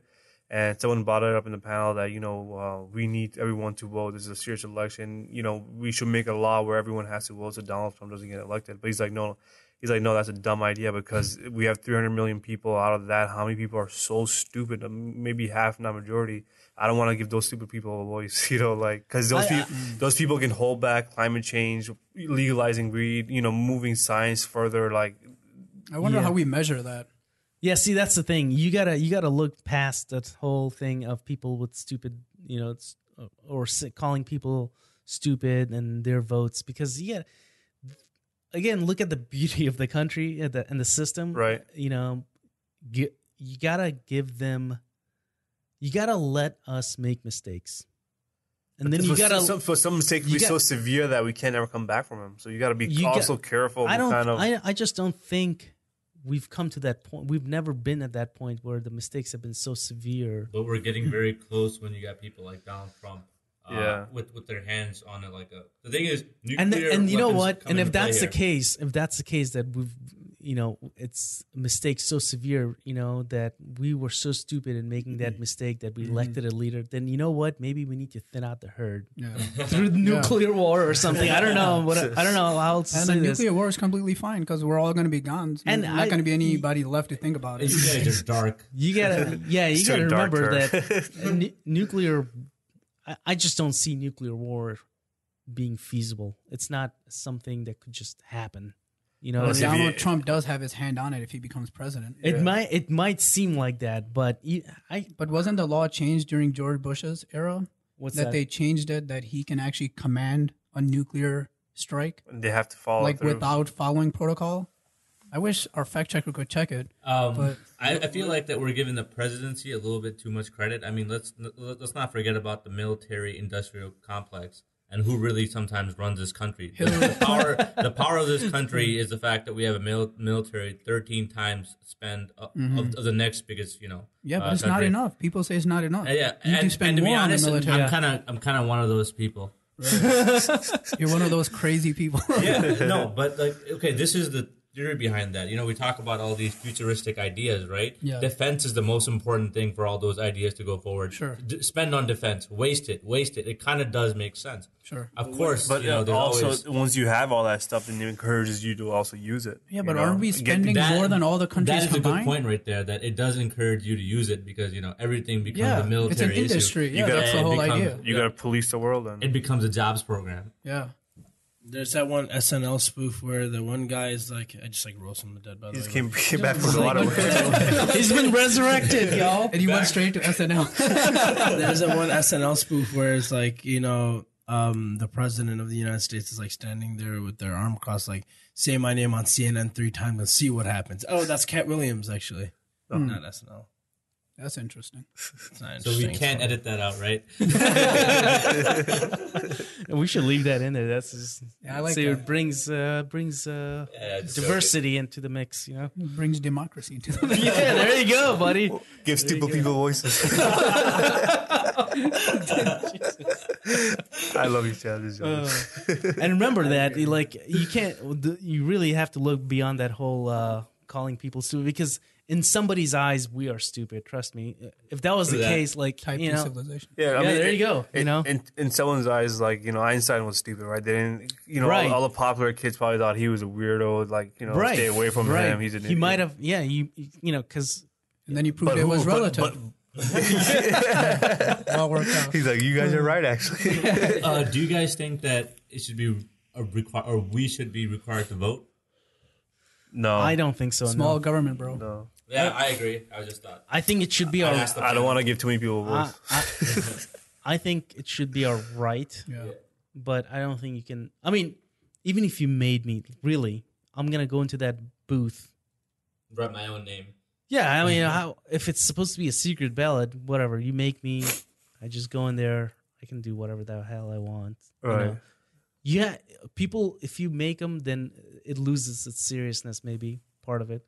Because people who do take the time and the effort to go out there and vote, they're being serious about something. Yeah. Whether maybe they're not, maybe they don't care about the presidency, but maybe they're voting on a proposition. I was just about to say that. You know, we only that's think about the something- presidency, but there's so many There's small so many issues other that come on the things. ballot that actually affect us now. Exactly. So if you make somebody do that, they're gonna lose the seriousness. They won't take those other things seriously that could affect them in real time. You know? They were talking about it in Australia. There's like a tradition when it comes down to vote. There's like people do like bar hop or something like that. They all get drunk and they go vote. They don't care about it. They just go. They get drunk. Yeah, and There you go. That proves I the mean- point right there. There's like You don't want something like that, you know. people getting. Although I also You feel don't want like people having fun. you know, with jury duty, that's the other thing. Like, oh man, I got 3 notices I last never year, got any. Wow. and that is just. That's You're lucky. I go because it's your civic duty and all that, but Civic duty. but luckily, I am in a position. I'm in a position. Here's the thing: I'm in a position where I can afford to lose that day, or if it fell on my day off, that it works out. Yeah. But if I, there's a check in my county where I used to live. There's a box you can check off that says temporary financial hardship. So it's there. Basically, it's intended for people who are like on an hourly basis. Yeah. That cannot afford to take the time off because then you're affecting their livelihood. So what ends up happening there is like, only well-off people are going to the jury. You know what I mean? Yeah, it's everyone's That's- checking that box. Oh yeah. So But they you gotta also don't want provide that the because data, you want a yeah. jury of your peers, and usually, if you have somebody who's from if you have a non-affluent person on trial, and let's face it, that never happens, right? If you have a non-affluent person on trial, and all the people in the jury are affluent people who can make it there, it's not technically a jury of your peers. Yeah. But you know what? Like I said, the system is not perfect, but it's at least there. Yeah. There is no perfect system, is there? Exactly. No, but the idea is always keep improving it, right? Well, actually, there Exactly. is a perfect system. What's that? According to some people, you build a super intelligent computer and let it decide everything for us. Oh, is that right? What the hell? Yeah, that's actually a thing. That's a AI. real thing. I And- mean, that's like a push that people are actually giving right now just to get that idea out. Right. Are you into Futurist. AI and stuff like that, or Yeah, I think AI is cool, but that kind of stuff, you don't want to take away your humanity. Yeah. But that's really what AI is. That's But we're it takes okay that with it takes that human element out and make the right decisions all the time. And it might not be the best decision for us. Yeah. Step one, wipe At out some- humans. Yeah, exactly. At some point, maybe it'll think like, hey, maybe we don't need humans. What's It's best just for me? impeding. Yeah, it's impeding progress. These guys, look at these guys. We Wars, already- famine. We already have we're already like somewhat a cyborg. We have a smartphone. Everyone has a smartphone. That's like an extension of our human body. And it does make quite a few decisions for me. Like if I'm like yelping, like, hey, what good food is nearby, whatever has the highest rating, and next thing you know, hey. But then again, navigate you're me still there. making that decision, right? Ultimately, you're making this like, all right, Right. these But two, am I being aided? yes. Yeah, so like I don't have to remember But- all the phone numbers. You upgrade your memory in a way. With the Yelp, again, you're still relying on other humans' decision too. Yeah. Some To other human, influence your a decision. computer hasn't said like, trust me, this pita barbecue place is good. Yeah, You're right. relying on others. Right. You're making a final decision. Yeah. It's democracy at work, guys. Yeah. All right. Democracy of mind. Okay, you got me. All right. I'll go back to sleep now. That was a knockout punch. I mean, Ali's more of a cyborg right now by wearing those eyeglasses. He's actually extending his vision, which has eroded away to nothing. Judging by the thickness. He can't see in front of him, but he can see the future. That's amazing. We all gonna die. I see the light. I mean, just think about the amount of technology we're using right now. It's ridiculous. I know. Look at this. It's Amazing. I mean, Beat by Dre.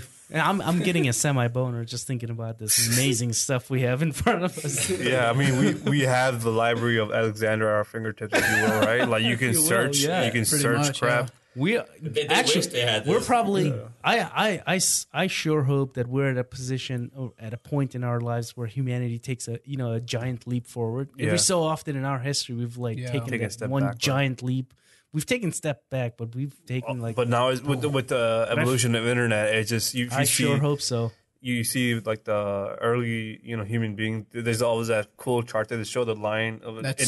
singularity curve in a way. It's Yeah. like this, and in the last few just- hundred years, just- boom, boom, it just takes Yeah, off. exactly. takes it. The Fire year is 2036. I wheel. think. What is it? The year, the singularity. I think. Of course, people say different numbers, but it's the year 2036. Is that the one that Ray Kurzweil says? Yeah, I think Ray Kurzweil was at 2036. But then some people say that it's slowed down a little bit. Some So people say it's sped what's up. what's Yeah, I was gonna ask him. what's to the deal with explain the it. year? So what is singularity? No, The, what the race car as well. No, 2036. Kurzweil. My question is, what's the significance of the year 2036? I think what he's saying is that Ray Kurzweil, who's that famous inventor, and he talks about all these futurist ideas. So he makes predictions which come quite like 80% of them have come true. Oh, that's so he's cool. very good in like understanding technology and where it's headed. So what he says that around 2036, technology would reach a point where it would be out of our control, and we would no longer know what will happen after that point. Because technology right now we know, all right, it's going this way. We're kind We'll of have- guiding it. Yeah, next year we'll have this and that, but after 2036, we have no idea what will happen. Well, it's Technology will just take It's off. not just about knowing what would happen. I think it's just a point of exponential information growth. Yeah. Because if you follow Moore's law right now and how Right. fast everything is basically upgrading, so that upgrade is going to reach exponential growth at Right. the year 2036 or like around that. And obviously there's a whole fan club and Yeah. the whole community of people that believe this now. And when you get into that stage, you get into the unknown, right? You can no longer make predictions. Yeah. Okay. Yeah. That part. You're right. Yeah. When you put it that way. Yeah. So that what the singularity means, where it gets to a point. Yeah. Yeah, But- like in the cosmos, in the space, right? Where you go, when you're at the event horizon, which is kind of like a singularity, you're at a point where everything has reached such a point that you have no idea what's going to happen. Up until that point, you know what's going to happen. You can make equations and kind of figure it out. Okay. But after that, you have no idea. Your predictions are done. You don't know what happens after that. Well, crazy. the information that's going to be available to us after that, it's going to be like super fast computers, artificial intelligence. And when basically we can expand our information. For example, right now it took like 100 years from 1800 to 1900 to learn a certain amount of information. Then from 1900 2000, it took maybe 5 of those years. It's going to be seconds. We'll be learning that much information that we learned it took us 100 years to learn before. Right. And what are we saving all this information for? We're gathering all this research and data, and it's all on Google search, right? We're gathering all this information for an artificial intelligence to just come and learn it in the blink of a second. Yes, and it's gonna scan all through it. Boom, it knows Yeah, it's everything. going to know everything that we input every day of our lives. But then what And Are we it's- screwing ourselves? I mean, no, but what about, we were talking about information being a great thing, but it's a double-edged sword. There's so much information. You have to sort through so much bullshit, too, Yeah, to the find the noise, I truth. call it. But Google started Clutter. a cool thing where Fact checker. they started Chaz. I forgot what it's called. It's extension now. You know how that is, search and I'm feeling lucky. yeah, but yeah. there's another section where you can check the credibility of that source. So they are also now ranking each source of information That's of, so awesome. of how credible this, if it's a bullshit research, if it's not, So they created this crazy algorithm that kind of tests the articles and stuff like that. And Facebook is also starting to do the same thing, where now all the news feed that you're getting, Yeah. there'll be a button it'll give it a rating, a percentage, I think, where the thing's 80%. This source is 80% credible, 60% credible. Oh, man, 10 that's awesome. I thought you were saying like people. Yeah, no. Next It's to my really name, hard like nowadays. 25% No, credible. Google and Facebook have I was reading. If I read it, I just read the headline, but there's one article where I read about Google, but then I also read a similar article about Facebook, but I don't know if they're doing a joint force. But they're Joint force. no, like joining their forces in creating something that checks the facts or checks the credibility of the source. So, like, the reason being is a lot of Trump voters, like, what they're realizing is, Hillary's this or this is that. Because on Facebook, I saw someone post this article. There's no credible sources. Everyone just believing whatever they see. So now they want to create a system that has like a ranking. That the newsfeed that you are getting is going to rank it based on how legit it is. So it'll scan articles and, if it's not a fact. So I think that's great. So that's going to clean up a lot of the bullshit that we have. That's awesome, because I know I waste a lot of time trying to looking at an article and then seeing what's the source of it. Because if sometimes there's research and you're like, is it being funded by, for instance, if some research is showing that weed is bad, it has these bad effects. And then you're like, who's the source of this? And you see it's being funded by pharmaceuticals. Yeah. Oh, that's interesting. Should you believe it anymore? Yeah, of course not. Yeah. They also adhere from people putting up BS in the first place, and then also make people not get false information. So it's good on both. That ranking thing is awesome. And they also only post research that conforms to a specific idea. What about all the failed experiments? They don't get posted. Yeah, that's true. That go against the story that they want to show. Oh, right. That's good. I think John Oliver did a special on that, right? That's what you're talking about. Yeah. That's true. Completely different. Did you ever get to watch that Netflix documentary I sent? Particle. Sausage Party? No, that's Particle Fever. Particle Fever. No, yeah. I still haven't. Have you seen it, Shah? Still haven't seen it. No. Yeah, I saw it. I've seen it on Netflix, but I've never actually clicked it. It's really it's really cool. It shows about how what's that collider in Switzerland? Large Hadron Collider. Yeah, so they talk about how. Wow, we all like props to us, guys.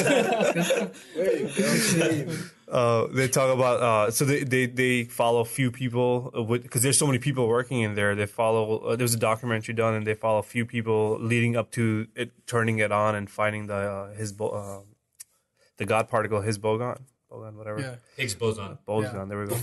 Higgs boson. Right now. So like it's really cool. Like so like there's two. So they show these two physicists. One is a theoretical. One is I forgot what the other one was. But one is going. His theory is the multiverse, and the other physicist's theory is supersymmetry, and that shows how everything is just connected. I can't explain it that well, but the other one, he's saying that he's coming to the conclusion that our reality or universe is it's just there's multiverses, and each multiverse is a random number, and if that's the scenario, then all this is predestined, and physics comes to an end. We can't do any more because our physicists only can measure our universe, and it doesn't apply to any other multiverse. And then when they turn on the machine for to find the God particle, there's a range. So if the way they detected it, I'm gonna butcher explaining it, but the idea is that they detected if it comes into a number like 141, that means the universe is supersymmetry. If it comes into around 115ish, that means there's the multiverse. Just because the way it is starting. I can't explain it, but anyway. Watch the video. Yeah. So anyway, what they did is they came into number 125. So it doesn't disapprove either theory. It keeps both of them in play. And right now they're upgrading the collider. They're upgrading because they only turned it on into a very small fraction of the energy to collide the particles together. Right. So they didn't get the true exact results, but they did find the God particle. But now they're upgrading the system where they're going to make the energy even more stronger. So they're going to see a detailed information where it's going to be swing either down or up. And if it goes down, insane.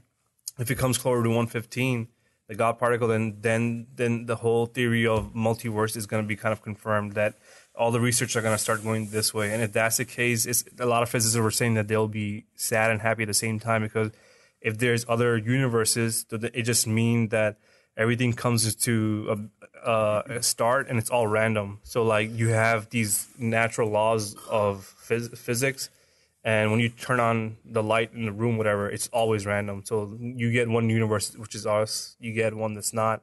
you get one where it just turns off. So it's just random numbers and like an infinite variation. Yeah, and random physics. Each universe will have their own physics. So like, But we're part of one universe, though, right? Like, Right. It's not like And Higgs boson is a particle that gives mass.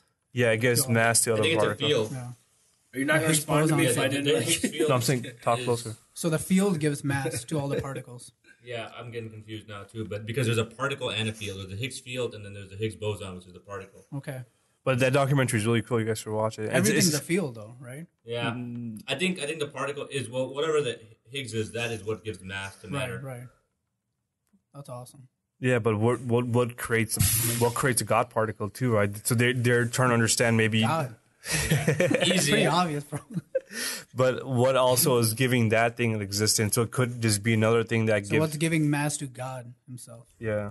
What's giving can- mass you can to keep going. matter? Yeah. What's Yeah. giving mass? What's giving mass to mass itself? Yeah. So you can detect. It just becomes technology, right? So like, what?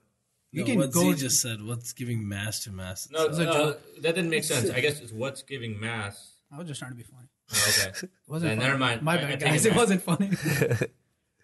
But it's a cool documentary, and I was like, "Holy crap!" Like this, when they turn it, I'm so excited now. When they're gonna turn it back on, Yeah. it's gonna either swing either to supersymmetry, which means everything's connected, where these laws of physics apply everywhere in patch of universe. Right.